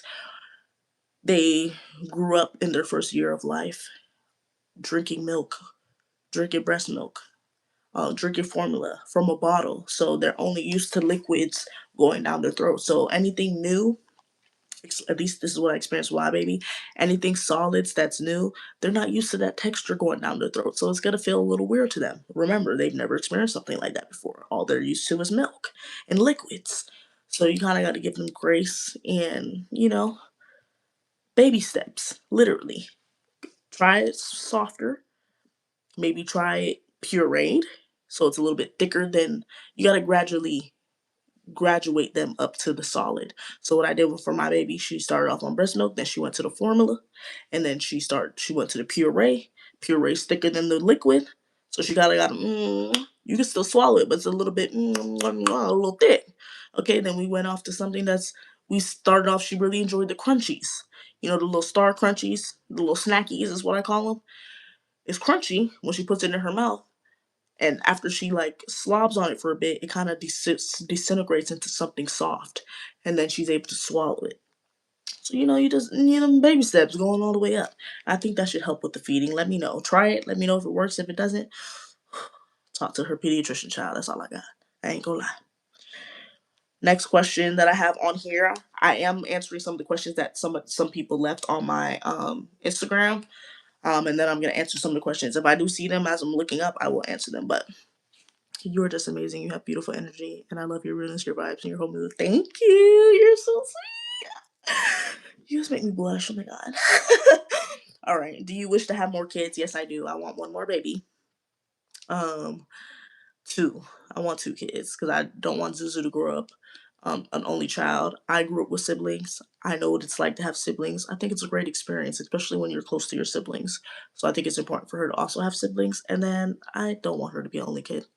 I feel like having a you know a sibling would be great. And I also did enjoy I enjoy being a mom. I enjoy the whole newborn baby, even though it was the trenches. It was my first time doing it, so I feel like that's why it was so hard. But I know as I go more into it, it'll get a lot easier. The more kids I go, and as I'm growing with Zuzu, it'll get easier for me. But I'm learning everything as I go. Max amount of kids would be four. That's the max. That is the max amount of kids I'll have, and that's if I decide I want more children. But minimum is two. And then reason I chose four, I don't know. I need to get this idea out of my head, but I don't want three children because I grew up with three siblings and I am the middle child. So I do have a little bit of middle child syndrome. I ain't gonna lie. I'm here to admit it, and I'm not ashamed. That's just how I feel. Hopefully I'm able to kind of move myself up out of that trauma and not really care about it too much. But as of right now, no. Okay? What's something you would love to do with your toddler? Also, hi. I would love, and I can't wait to do a tea party with Zuzu Baby. I can't wait to dress up like princesses and play tea party. I think about it. I think about it a lot, actually. And I can't wait for her to get to that stage and actually enjoy it. And she wants to paint her little nails and her little toenails, and we do her hair and do little makeup. And he's so cute. That's gonna be so fun. I'm excited. I love that. I love that for her. I love that for me too. I feel like that's gonna be a great time with my Zuzu baby. What do you use to edit your content? I use CapCut. I'm a CapCut girl through and through, and I do pay for that pro subscription. Okay, they got a lot of plugins. The pro subscription is $20 a month, but they got a lot of plugins in that bad boy that's real juicy. I ain't gonna lie. It makes editing a lot easier instead of like trying to do everything myself. Um, I love it down. CapCut all day till the day I die. Okay. Do you have a sleep routine? I'm trying to get my baby one treating 8:30 like a nap. Yes. We just now started getting her back on her sleep routine. We had one down packed and we went out of town and kind of got messed up, but we're getting back on track these last 2 days. So baby girl wakes up every day around 9, 10 o'clock. Usually 9. As long as she don't hear no doors squeaking and nobody busts up in her room, she will stay in her bed until about 9:30, 10 o'clock, without, screaming and hoopling and hollering. She'll get up, she'll kind of play. We leave like a little small stuffed animal in her crib with her. She'll kind of play with the stuffed animal a bit. She'll stand up, try to grab stuff off of her little changing pad and things, but the crib is tall enough to where she can't get out. At least not yet. She hasn't learned to start climbing out the crib yet. We ain't at that trench yet. But yeah, so 9:30, 10 o'clock, she'll wake up, she'll eat her breakfast. Now, this is the routine right now. She'll eat her breakfast. And then we will play with her. I'll read her a book, play with her a bit, and then around 1:30, 2 o'clock, she's taking a nap. Okay, it's nap time. Whether she likes it or not, I can already kind of get the cues that she's tired. She'll start rubbing her eyes a bit. She'll get a little fussy. It's time to take a nap. My baby is the fight sleeping champion. I don't know if you seen my Halloween photo shoot last year. She be fighting that damn sleep like her life depends on it, okay? Not on my watch. We're going to sleep, okay? I force her to go to nap. We're in the room, we're in that rocking chair.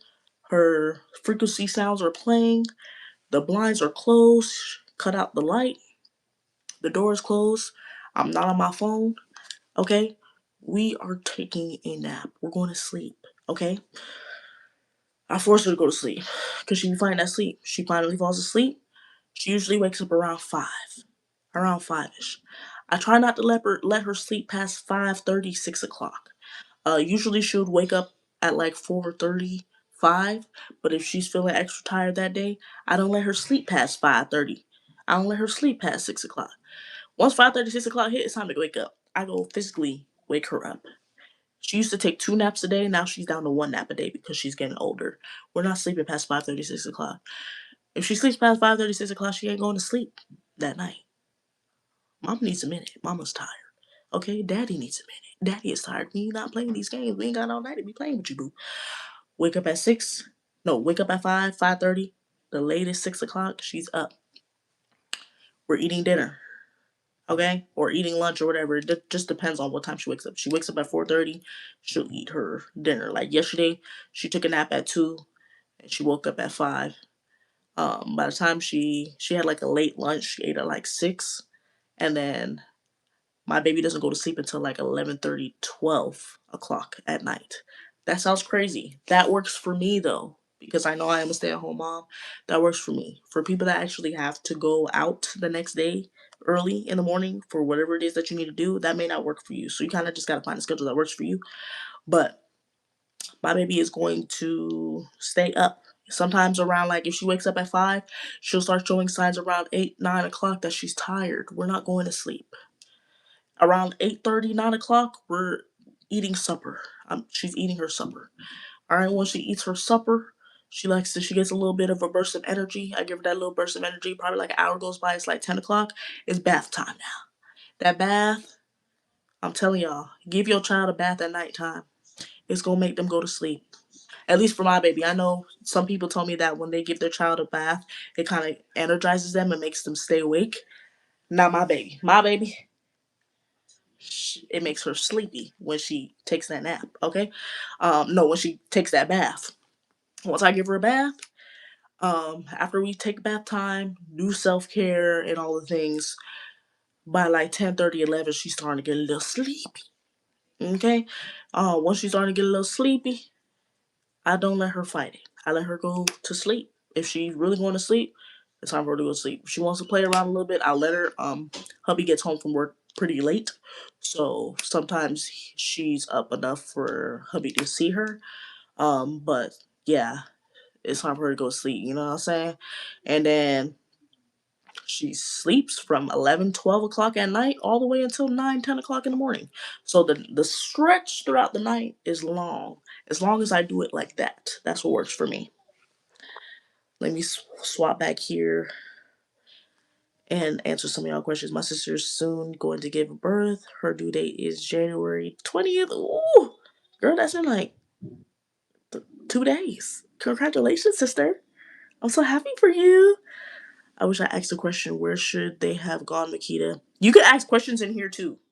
Um, ZV. You can ask questions in here too. I'm just answering these first because I posted this 2 days ago and I was like, um if you want to leave your questions early, you can, or if you want to tap into the live, you can. But it's up to y'all. Um, Hi, it's my birthday today. It's my dream to meet you. You're so pretty. Happy birthday, Sophia Carter. You will meet me one day, my girl. I promise. You will meet me one day. Happy birthday. I hope you have the best birthday ever. Eat something delicious. Make it juicy. I'm not gonna show my face this time But I just wanted to say I'm so proud of you. The advice you are giving and the knowledge you have in your late 20s is amazing. Ah, thank you. I appreciate it. I appreciate it so much. I I that made me smile. I appreciate it. I appreciate it. I feel like as a young kid, I kind of forced to grow up a bit, so and I kind of look at life differently, especially now that I'm a mom. I definitely look at life a lot differently now, and my priorities are just in a different space. So, thank you. I'm happy that the advice is coming off helpful. I appreciate it. Is it okay to join this live even though I'm not a mom? Of course. You don't have to be a mom. This space is not just for mothers. Whether you're a mom, whether you are expecting to be a mom, whether you want to be a mom one day, whether you're not a mom but you may be thinking about it, or whether you don't want to be a mom at all and you know that for a fact. This space is for you. It's a space for women to come together, men too. I know I had a couple in here, but it's a space for us to come together. It's a safe space. It's a community for us to really chop it up with each other and help each other. You know what I'm saying? I really love and have been watching you for a while. You have a beautiful baby. I love your energy and openness. Thank you so much. I love you too. Thank you so much for watching my channel. I appreciate all of the support. I remember watching your video when you first added cornmeal, I think, to her milk. When do you start bulking it up? Oh my gosh. Okay. So the cornmeal, after a while, she wasn't really feeling it. Her eczema, especially when she was younger, her eczema was really bad. Like certain foods that I would eat, because at the time I did not, before she was 6 months, I didn't know she was allergic to milk, dairy, eggs, and I definitely ate milk, dairy, eggs often. So it would flare up in her. Um, it would flare up on her skin. It would show, it would reflect on her skin when she would drink my breast milk. So when I tried to mix the cornmeal in, we really couldn't figure out what it was that was causing her flare up. So we were just like, anything new, cut it out. I tried to cut back on dairy, cut back on the eggs, just so we could kind of figure that out. But what I started doing with her milk was, pouring her baby puree. So like the beech nut little purees, like the green beans or the mango, the apple sauce, like I would pour it in her formula, mix it with her formula. I really did it because the formula tastes horrendous. She loved it down though, but if you've ever tasted formula, it tastes like throw up. That's my personal opinion. But um that's the main reason why I was doing it, but also just to give it a little bit of a oomph. You know what I'm saying? Um, so that she can kind of get the veggies, and because she wasn't really a fan when she was younger to just eat the purees from a spoon. Um, but that's how I started bulking it up, and then we also tried boiling chicken and carrots and broccoli and blending it up and mixing it with the formula or just putting it in a bottle for her to drink. Just trying different things to see what she like. I'm not pregnant. I was making a joke, like I said, impossible maybe not to go to people still get pregnant, but at 62, I think that would be a miracle. No, literally, it really would. Did you feed Zuzu baby any baby food like applesauce? Yes. I just kind of touched on this. I would feed her applesauce, mango. Mango's her favorite. That's her favorite puree. Um, it was like a mixed berry one. There was like a strawberry kiwi one. I fed her a whole bunch of different purees, but I would mostly mix it in her milk. I love your hair. Thank you. I'm the middle child too, so you understand the struggle, boo. It ain't no joke. My identical twins, and this is born. I don't know what happened. LOL, my identical twins and this newborn. I don't know what happened. Ooh, how old are your identical twins?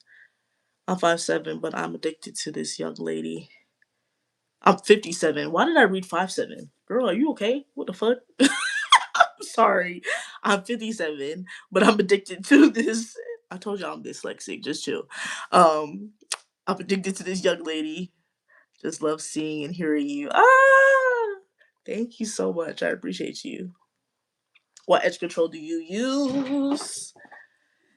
That mountain basking leather. I told y'all about this edge control. It's the truth. My edges ain't going nowhere. And this isn't sponsored. Can you hear it? I'm rubbing hard. Can y'all hear that? Stiff well. Stiff well. This is the truth. And I've had this bottle for a while. A little goes a long way. You don't need a lot. Um, this is my favorite edge control. And it don't flake. It only flakes if you have other products, a whole bunch of other stuff going on in your hair, then it will flake. But for the most part, it don't flake. I watch every day and I love the videos when sis was a little baby. Thank you. My niece is the same way. If she moving, she ain't going to sleep. LOL. When I make her stay still, she throws a big tantrum and then she's out. Yeah. When I try to hold my baby down, oh my gosh, she be like, she be trying to throw herself, and I'm like, get her with that. I said we're going to sleep. Like I said we're going to sleep. We're going to sleep. I be like, stop. We're going to sleep. Like, why are you fighting it? You got me feeling like I'm manhandling you. We're taking a nap. Relax. I love you too, May Burgess. You look so beautiful. Thank you. I love you. I love you too. I'm already sub. Thank you. Yes to the bath. My mini me goes to bed at 7 p.m. and wakes up at like 9 a.m. You see? That is amazing. My baby go to sleep at 11, 12, and she waking up at 9. So you got it sweet, my girl. I ain't gonna lie. Do you think she's easier as a toddler than she was as a newborn because she hasn't been crying as much as she was before? No. It is harder in the toddler trenches than it is in the newborn trenches. As a newborn, there's really not much for them to do. They kind of just lay there, sit there, and look. If they crying, it's because they need a diaper change, they tired, they cold, they hungry. That's really it.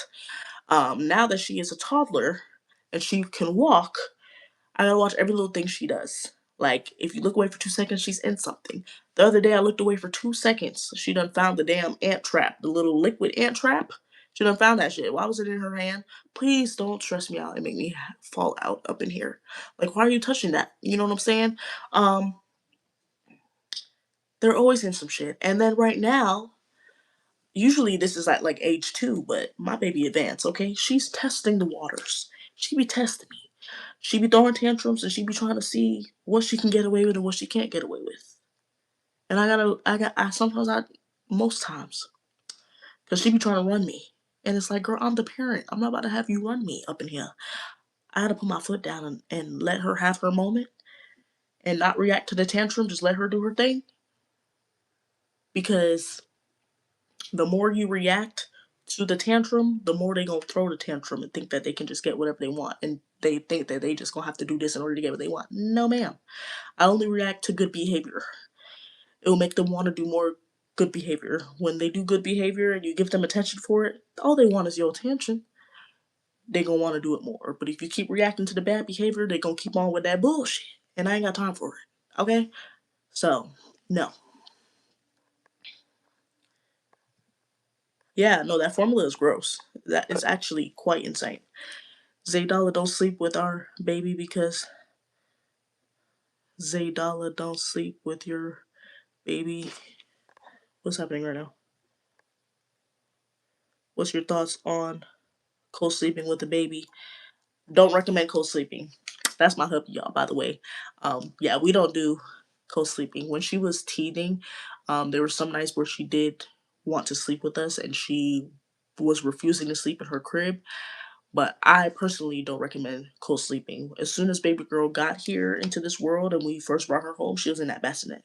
She was in that bassinet the whole time during her first year of living. The only time she co-slept with us was probably like for like 2 to 4 days, while she was teething just 2, 3 weeks ago. But I don't recommend co-sleeping, especially if you feel me, aren't the best sleeper.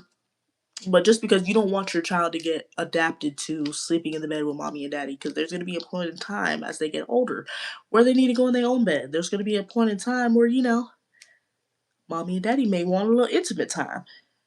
We ain't doing that in front of the baby. You know what I'm saying? There may be a point in time where Your baby just need to be in their own bed. I'm just saying. And then there may be a point in time where, you may say that you're the best sleeper in the world, but like I said, everything happens. Everything can happen to anybody. You don't want to be that person that rolls over your child and you're dead asleep and you have no clue that you're laying on your child and now your baby done suffocated. You don't want your kid to be. Our mattresses, like the mattresses that adults sleep on, isn't the same as a baby mattress. Baby mattresses are designed for babies, so that if they do turn their head inside of it, it's breathable. You know what I'm saying? If they do turn their head into their mattress, they still are getting some type of oxygen instead of like our mattresses. It's not built to do that. So when they get stuck, you're stuck and you're in there. You're in that bed. When you're face down in it, you're in that bed. So you don't want to get put in a situation like that where, you know, it's just not the safest. You know what I'm saying?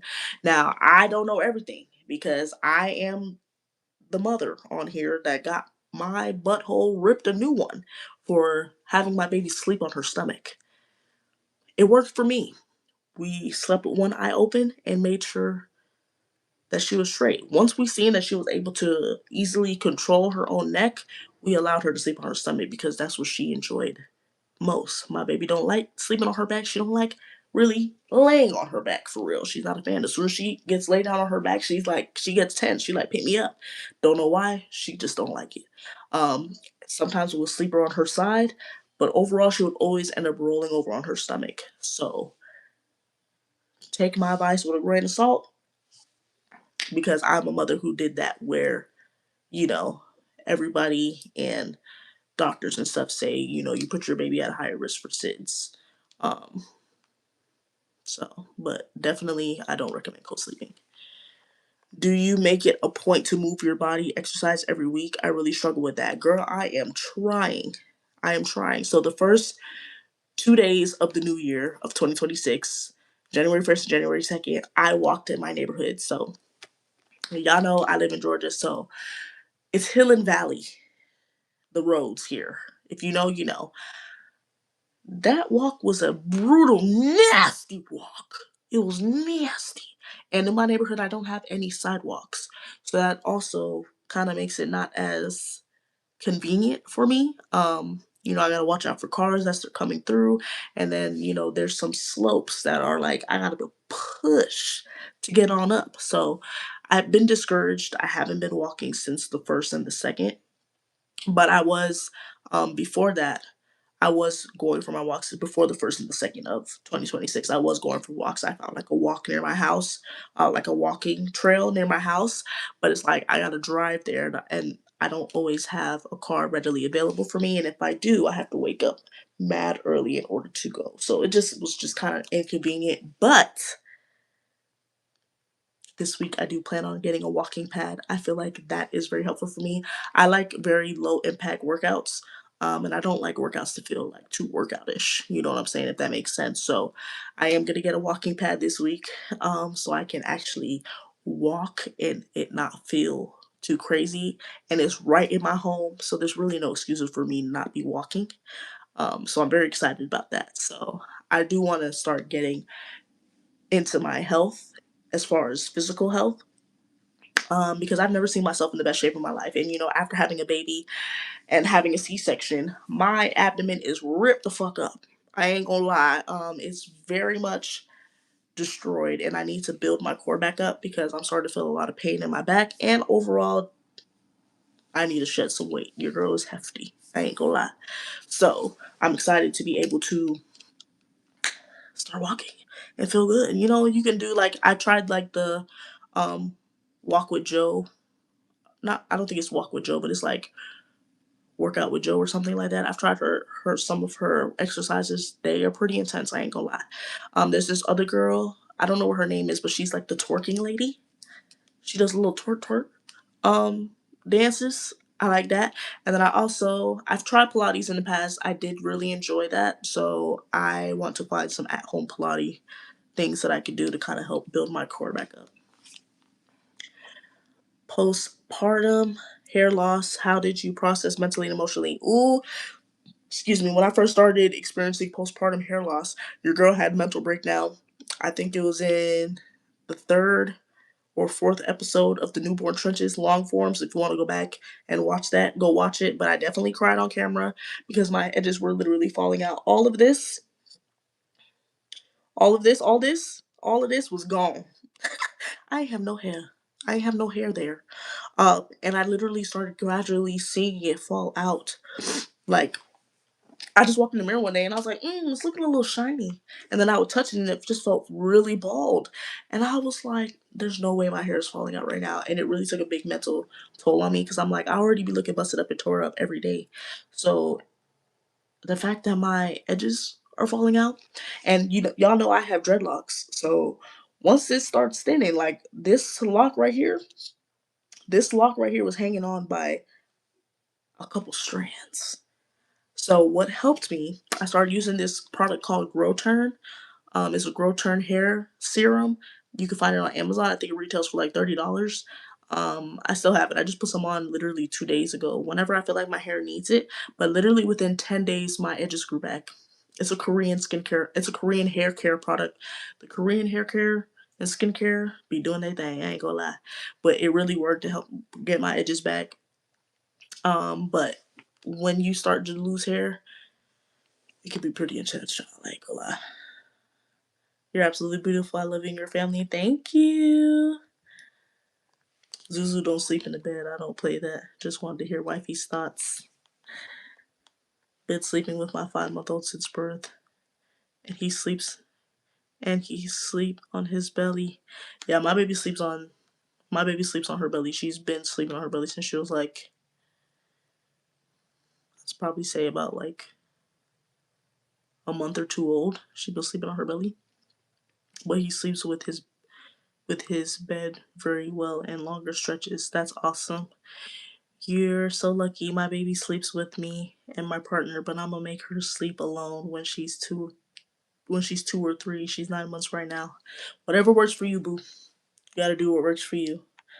I love your videos, girl. You're doing great. Thank you so much. I was just catching up on the taller trenches, but hi. What do you think of the taller trenches? Are you enjoying it? Did Zuzu baby had a blankie while she was sleeping when she was newborn? I definitely used the blankie on Zuzu baby. I know some people say your child shouldn't have blankets just because if it goes over their face they won't be able to take it off.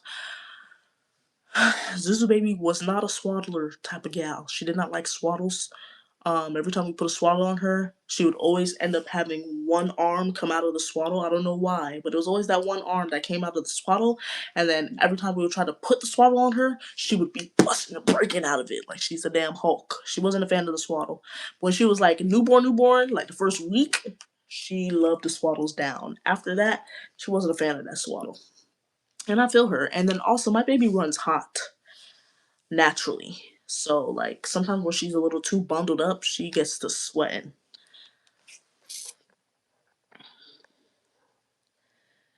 The back laying been out since the day we last left the hospital. I feel you, girl. Yeah, that back laying down on your back ain't it. Postpartum pregnancy TV YouTube channel has postpartum and pregnancy TV YouTube has great 20-minute or less tummy safe workouts for your core. I had diet.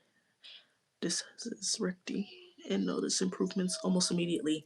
Okay, let me screenshot because I will be trying them. I will be trying them. Thank you so much, Miss Shanti girl. I will be checking them out. Thank you. Okay, I got a few more questions on my screen. I got 3 more questions on my screen.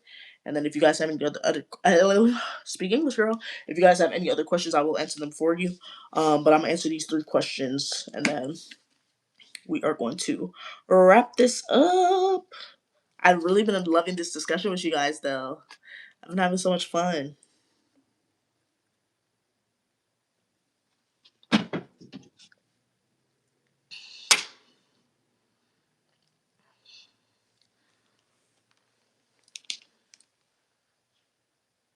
Baby, too, I need to get in with my fiance a little. He out the room. 9 months. I feel you, though. Okay.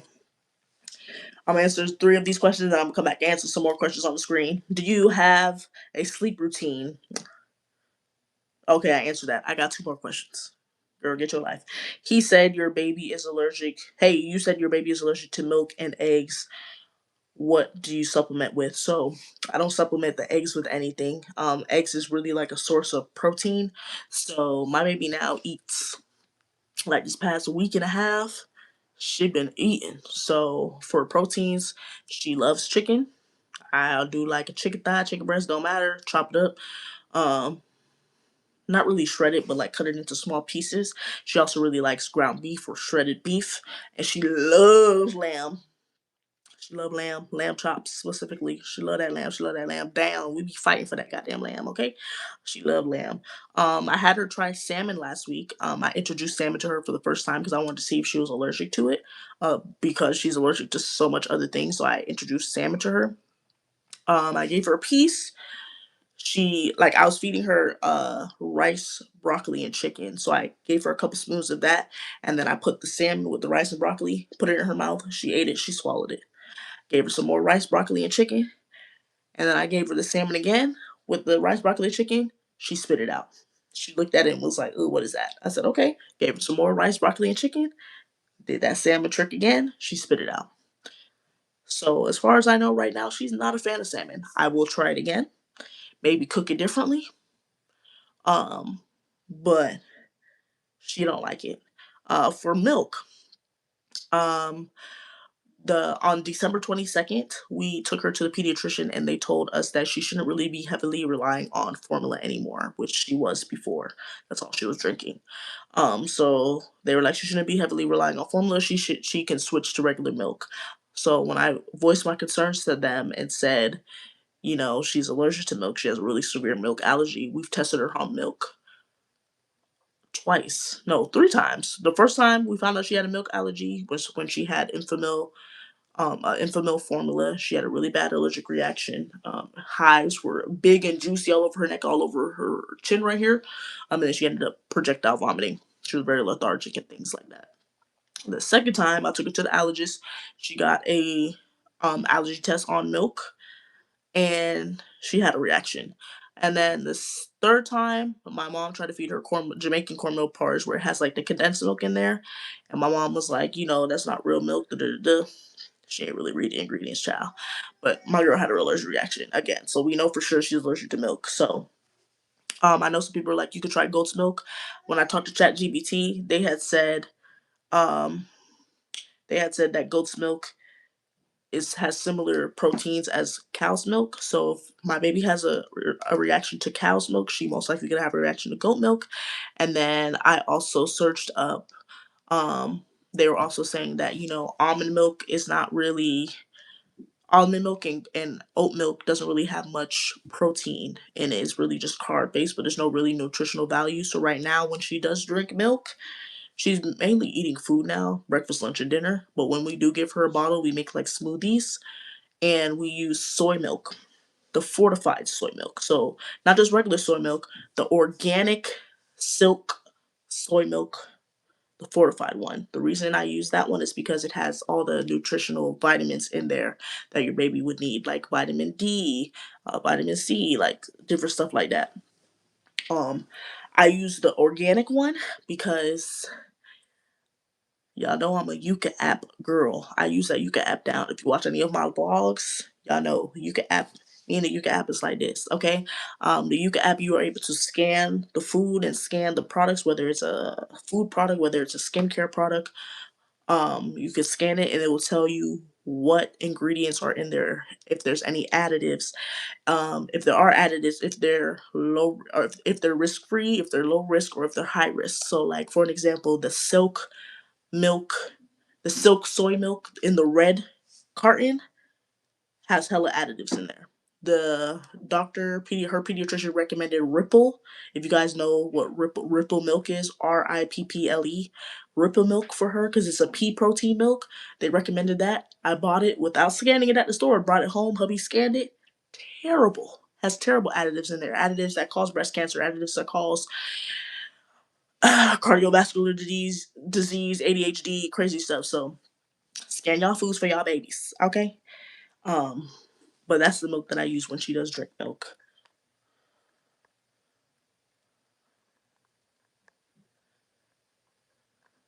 Okay, little Miss Sophisticated Palate. Lamb is still an acquired taste for me at 25.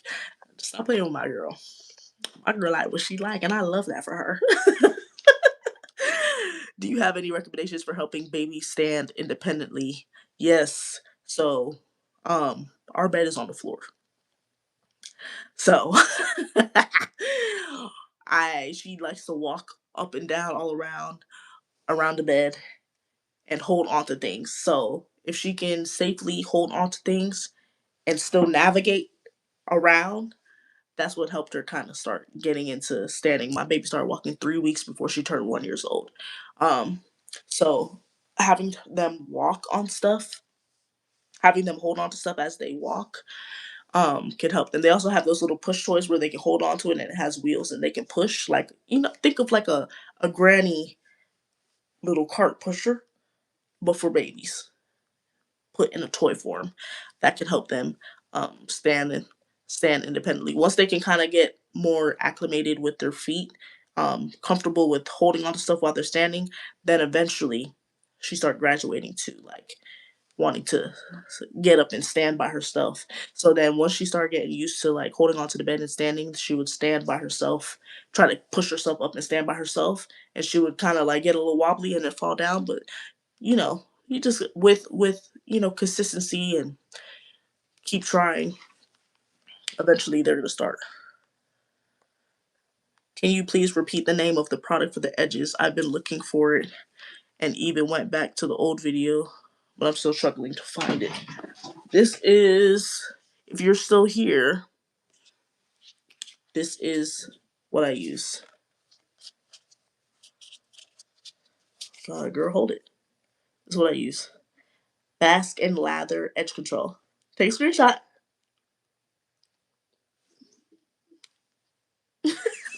Let me know if you got it. And if not, if you didn't catch it while I just brought it up, this live will be uploaded to my YouTube channel, so you'll be able to see it. Hi, coconut milk. I haven't tried just giving her straight coconut milk. Coconut milk is a little thick. I ain't gonna lie. I've put it in certain foods, but not just for her to just drink. Any tips for breaking down the mucus that constantly at the back of my throat? Do a mucus cleanse, girl. I ain't gonna lie. Like, search up mucus cleanse. I have that anthropology book with like the herbal remedies, but literally search up like mucus cleanse, talk to chat, GBT, or search it up on TikTok or on Google and find holistic ways to do a mucus cleanse. You can also try neti potting. Um, if you don't know what a neti pot is, it's like, it looks like a little teapot where you put saline inside some sterilized water and you go over the sink and you tilt it in your nose, or whatever rushes out. But like your throat and your nose is kind of like, when you go, that's disgusting. But when you do that, you're pulling whatever's in your nose into your fucking throat. It's kind of like connected in a way. So try that, see if that works. But try some holistic ways to search up a mucus cleanse to try to help get rid of that mucus back there. I'm not a doctor. I'm not a licensed professional though. So that's just take that with a grain of salt. If that don't work, I'll consult your doctor. That Yuka app is the truth. Yeah, that baskin lather ain't no joke. I ain't gonna lie. Okay, I got one more question on here.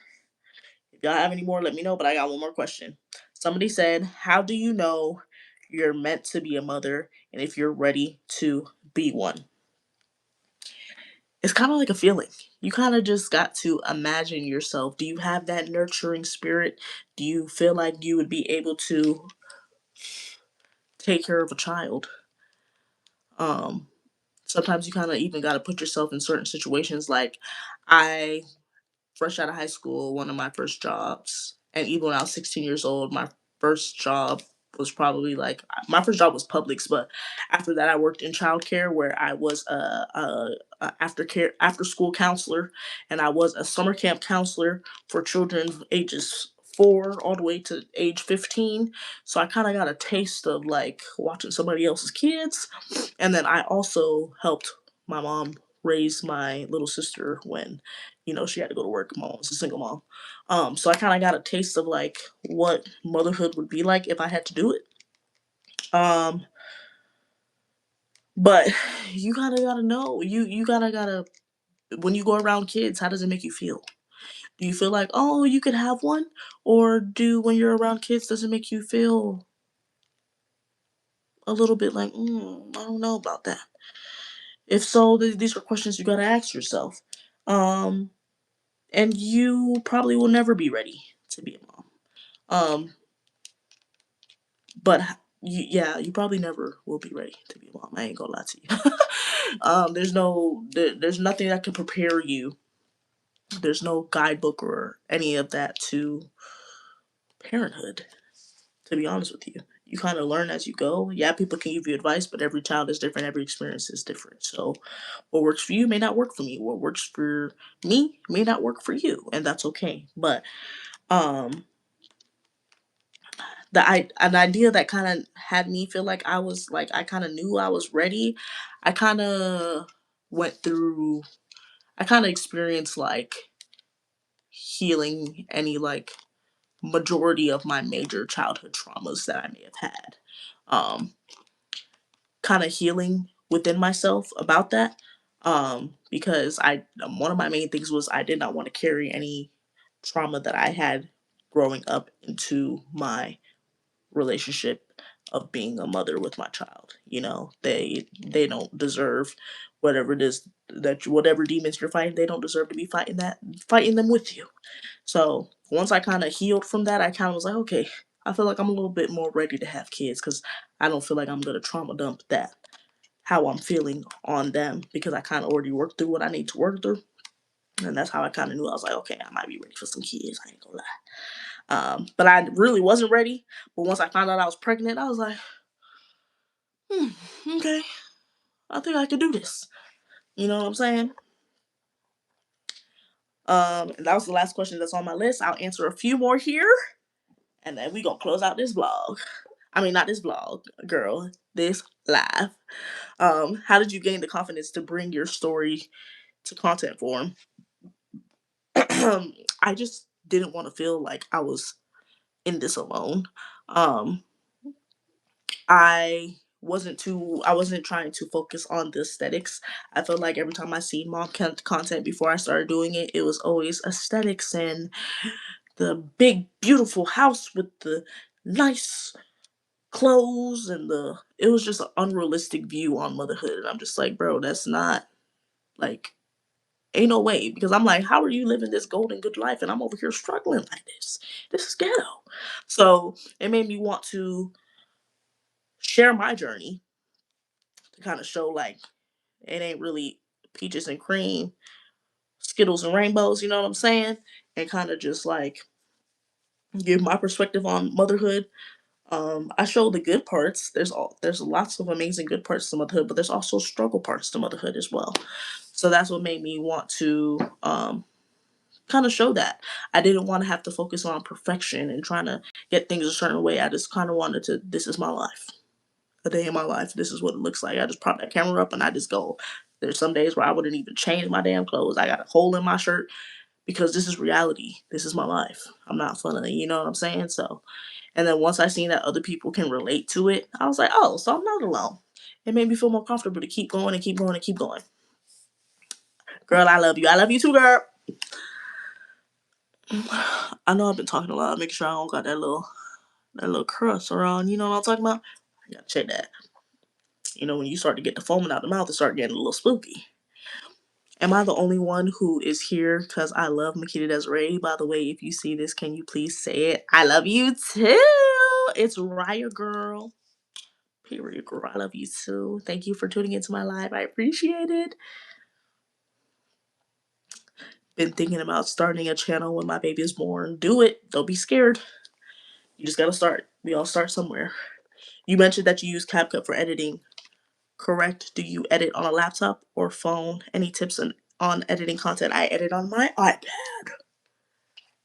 This is the best thing I've ever gotten in my life. Thank you, hubby, for this gift. I wanted an iPad. I've been telling him, I told him I've been wanting an iPad for like a year. I was telling him, I want an iPad, baby. I want an iPad. He's like, girl, you don't need no iPad. You don't need no iPad. You got a laptop. You got a phone. I said, no, I need that iPad. As soon as I got an iPad, my life has changed forever. I will never go without my iPad. I use my iPad every single day. There's not a day I don't use my iPad. I love my iPad down. This is what I edit my videos on. At first, I was editing on my phone, using CapCut on my phone. I tried using CapCut on the desktop, but I have a MacBook, but it's like my MacBook's like a 2017 model, so it's quite old. And as soon as I start doing too much, I have an iPad Air. As soon as I start doing too much, like as far as editing softwares, because on the iPad Air I was using Final Cut Pro, it gets to breathing heavy real fast, and then it starts slowing down and start crashing. I ain't had time for that. So then I started using my phone.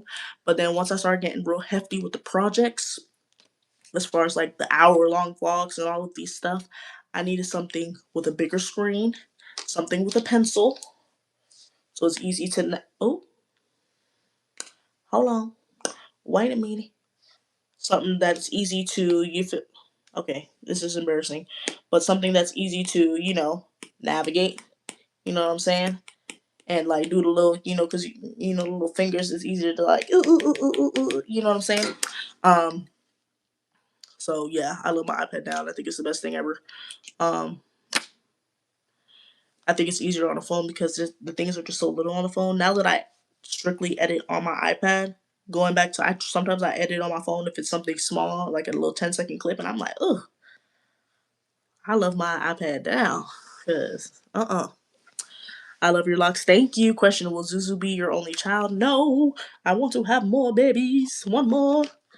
Thank you so much for answering my question. That makes so much sense. No problem. I don't know if you saw my answer to your question, but I'm having a baby girl also. Are you excited? I'm excited for you. Congratulations. Before I became a mom, I always told myself, I always knew deep down that I was going to have a girl first. My husband too. But we always felt it like, we going to have a girl first. I don't know. I just felt it. And when we did the gender reveal, it was a girl. I was like, I knew. But um, whatever gender I got, I was going to be happy regardless. But I did want to be a girl mom first because that's my girl. I love Zuzu, baby. Can you post more often? I'm doing the best I can, girl. I ain't gonna lie.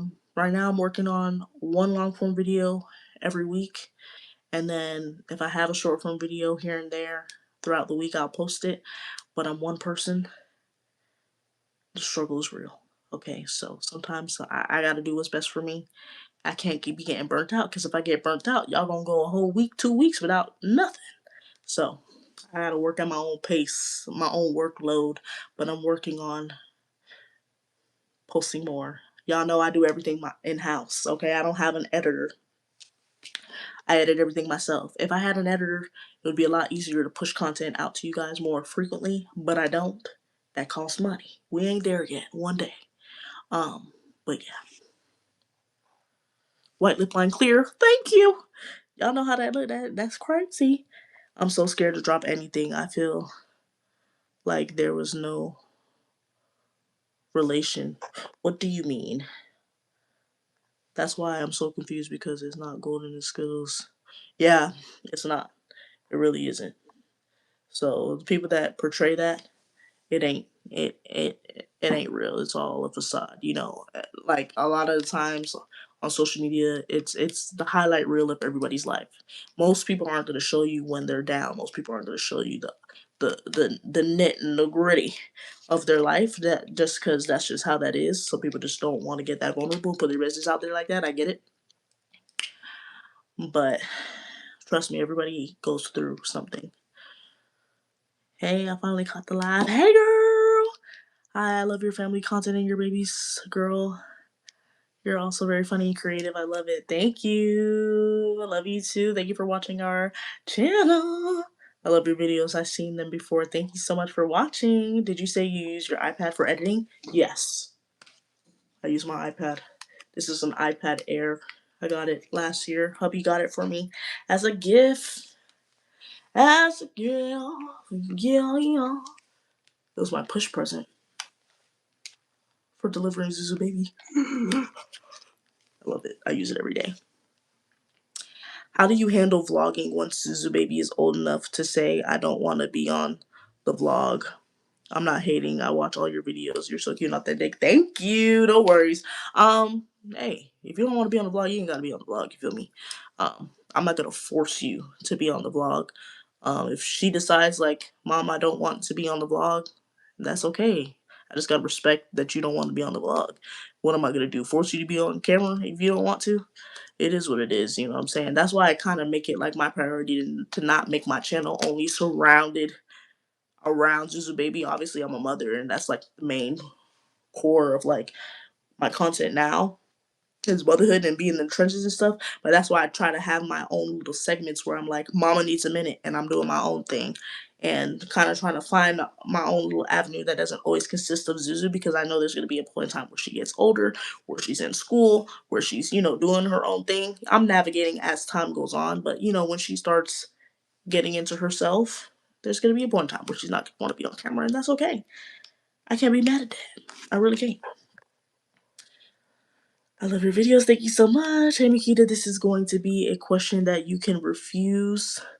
And the question is, how did you meet your husband? Oh, girl, I don't gotta refuse that. So, my mom and his mom worked together for like many years, like almost like 10 years or so. And so we met through our parents. They were very close in that point of time.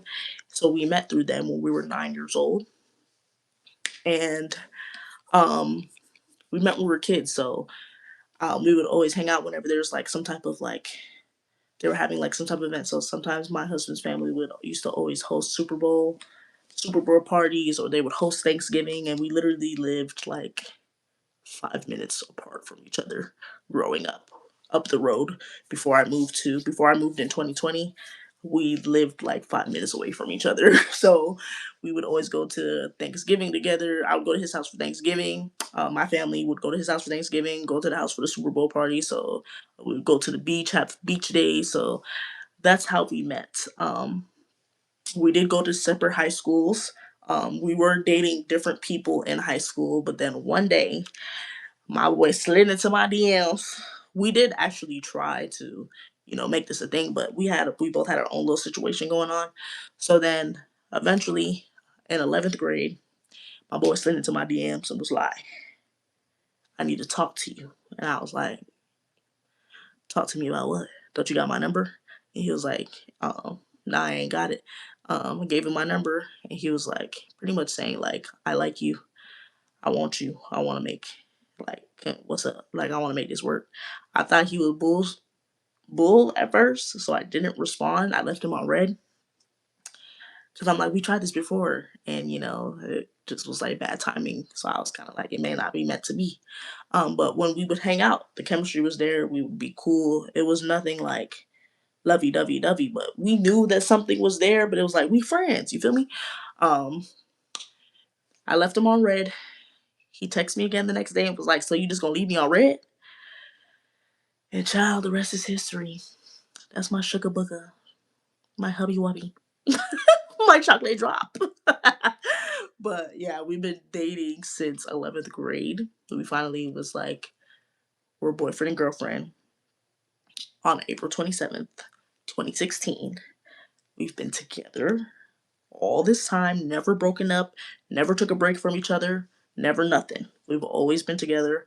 Um, We got married in 2022 on our anniversary day. So we got together April 27, 2016. We got married on April 27, 2022. And then we are about to be 10 years. Our 10-year anniversary is about to come up in April of being together, but 4 years married. And I love him. I'm in love with him. That is my hubby wubby. He is the absolute best person in the absolute world. And he's like my best friend. We were friends first. And we were very, very close, regardless of just like being romantically like into each other. We like each other. we actually like each other as people and as friends. Like when you're with a partner, make sure you like the person you're actually with, regardless of just the romantic part and the sexual part. Like if you guys weren't doing these things, would you still actually like this person? You gotta ask yourself these questions. I feel like that's how relationships last long. Because if you don't like the person you're with, that it ain't gonna last. It really ain't. Damn girl, you been streaming for hours. I know your girl about to get up out of here. I ain't gonna lie. Low key, don't want to have kids, but stay tuned. But stay tuned for the trenches, mama. Period. Yeah, you don't have to have kids. Kids aren't for everybody. And if you know you don't want them, don't feel forced to have them. It is what it is. This is a safe space for everybody, though, whether you're a mom or not. Your baby is adorable. Thank you. How does it feel to have a 1 year old? She's grown so fast. It feels so surreal. Like, I can't believe we were doing this for a year. Like, I blinked and she 1 year old. That shit crazy. My queen looks like a baddie with the edges and the hair. Girl, not too much now, queen. No. A lot, queen. A lot. Okay? Period. Thank you, though. Your girl is really trying to get in the era of tea is old and tired. I'm trying to be espresso.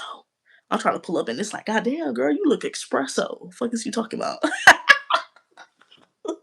Tea ain't strong enough. Coffee ain't strong enough. I need that espresso. Double shot me. You know what I'm saying? Have you tried baby lead weaning? What are your thoughts on it? Baby lead? Are you talking about like when babies are like get like lead in their body and stuff? There's certain foods. I scan a lot of my foods and stuff, so I'm not gonna lie.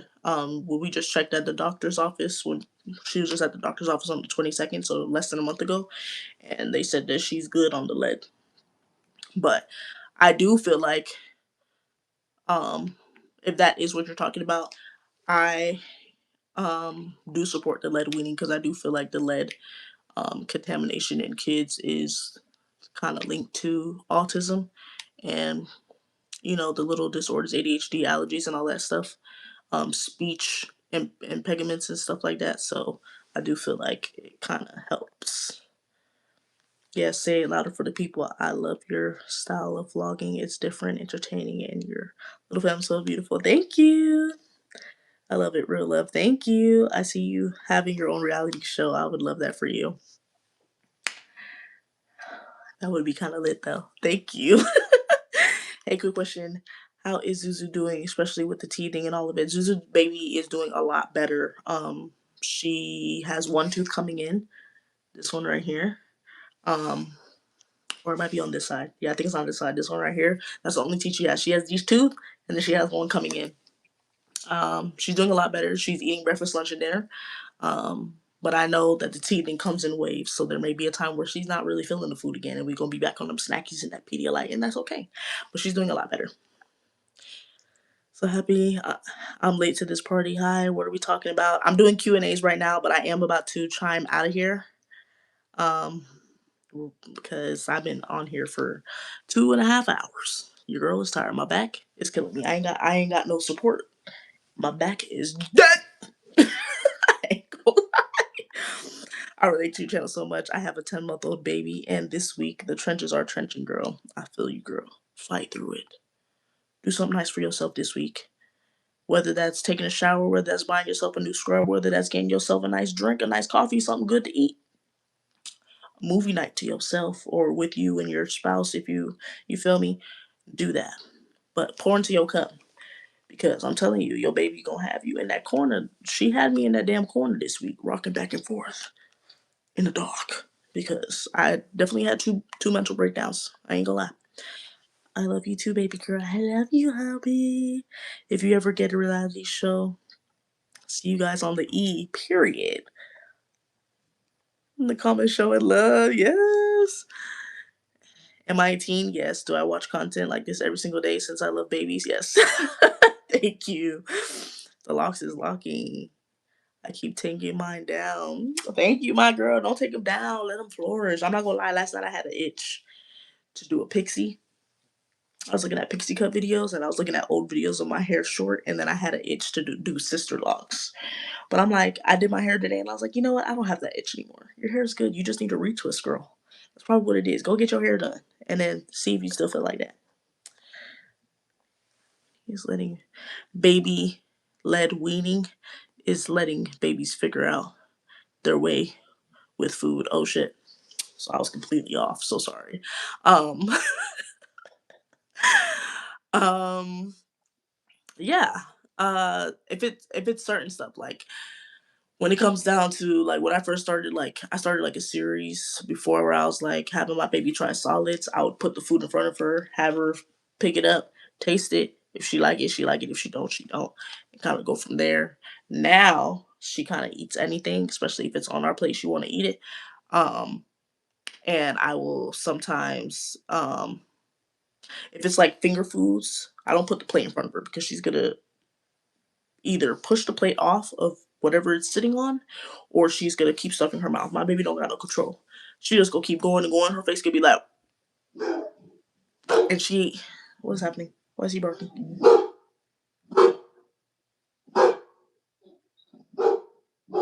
Okay, she don't got no control. She will stuff and stuff and stuff and stuff and stuff her mouth until she can't stuff no more. So I'll put like a little couple of pieces in front of her and let her work with that, and then when she's done, I'll go back to her. Now, when it's with the spoon, I do need to allow my girl. It's only been like 2 weeks since she's been like really eating for real, but I do need to allow her to actually try to feed herself with the spoon.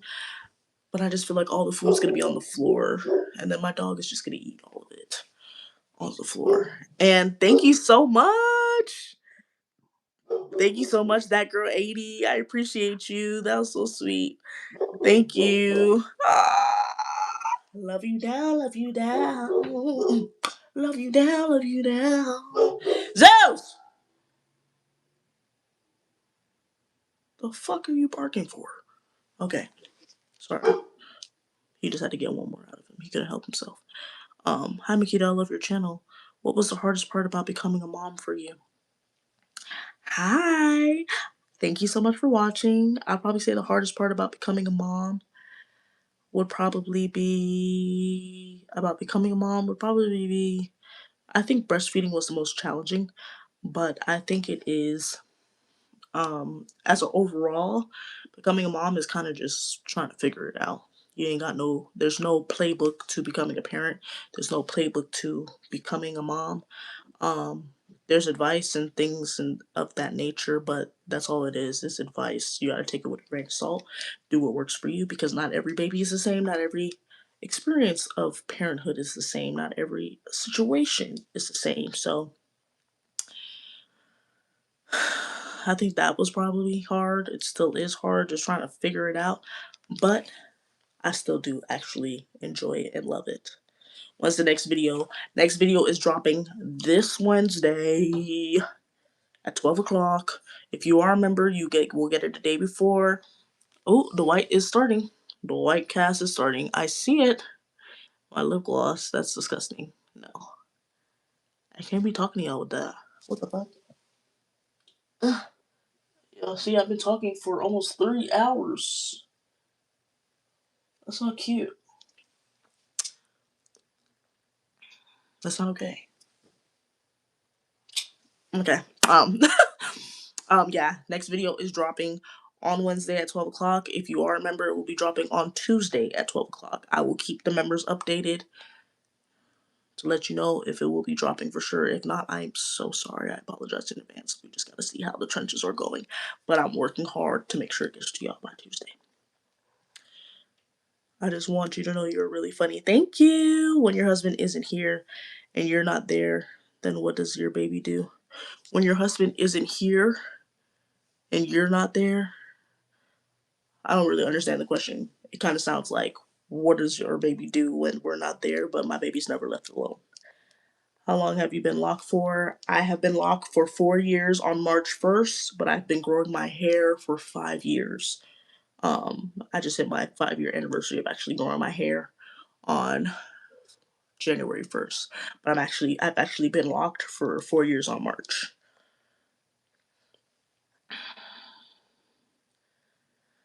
Alrighty guys, I'm about to head out. Let me end off this live with a quote of the week. And then we are going to close out. So, Let's get into it. Do you have a sister named Cena? I do not. I do not. All right, quote of the week before you leave. Quote of the week is, if you win the morning, you win the day. Okay, so if you were here from the self care, if you were here on the self care segment where I said I challenge you guys to get ready for the day, whether you're staying at home, going to work, going to the gym, going grocery shopping, get yourself together. You will feel better about yourself. If you win the morning, you'll win your day. How you start your mornings is going to set the platform and the mood and the frequency and the energy for how the rest of your day is going to go. So think wisely about how you start your morning. Make sure it's on a positive note. I'm trying to, well, I have been these past couple days not scrolling. The first thing I do when I wake up is scroll. What I used to do. First thing I would do when I wake up is scroll. No, we had to cut that habit out because already I didn't even give my mind enough time to really process that I just woke up this morning.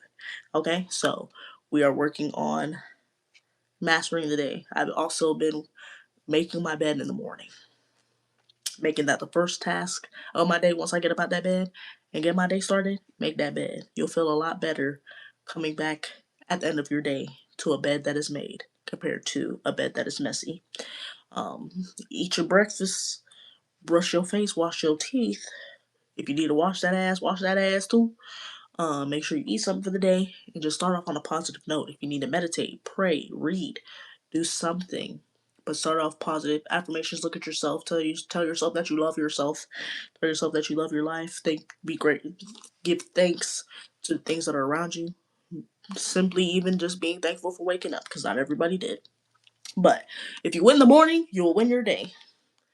How you start your morning, that's how the rest of the day will go. So I challenge y'all to let that be your quote of the week, and let me know how it feels. We will talk about it next week. But I love each and every one of you guys. Thank you so much for being a part of this second episode of the Inner Trenches.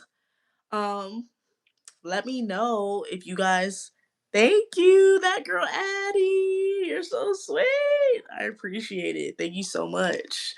If you guys did enjoy this live, let me know. If you guys would like to have other segments next week that you guys want to talk about that I did not touch in this live, let your girl know and we will discuss it. I'm still in the hang of trying to figure out what I want to do with these lives and how I want to go moving forward. So please let your girl know.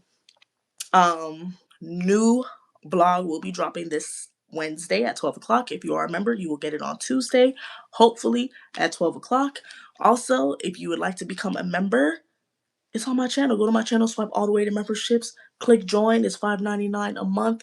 Depending on what area you are in the world, it may say $7.99 just for taxes purposes. But join your girl. It gives you the opportunity to go face to face live with me. I try to tell you guys in advance when I'm going live so that you guys can kind of, you know, get yourself together to want to be on live publicly. If you don't want to, no pressure. You're not obligated to do so.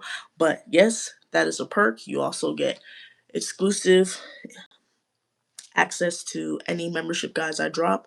I will soon be dropping a surviving the newborn trenches survival guide. A newborn trenches survival guide. I will be dropping that soon. So if you are a member, you get that for free, along with other PDF guides that I drop, along with discounts on bigger releases. You also get discounts on merch. Merch will be dropping soon, and you also get access to early videos. So I love y'all. Thank you so much for loving me and my family and joining the channel and being a part of the school. You guys are amazing. I appreciate you guys. Remember, every Sunday at 6 p.m. Eastern Time, I will be going live for an episode of The Inner Trenches. So let your girl know if there's anything else that you guys want to talk about, anything else that I haven't brought to The Inner Trenches yet that you'd like to discuss. Thank you guys for such an amazing conversation. Thank you guys for all the love, the comments, the kind words, the likes, the gifts. I appreciate you guys. I love y'all. Stay sexy. You already know. And I'll see y'all next week. Peace out, girl.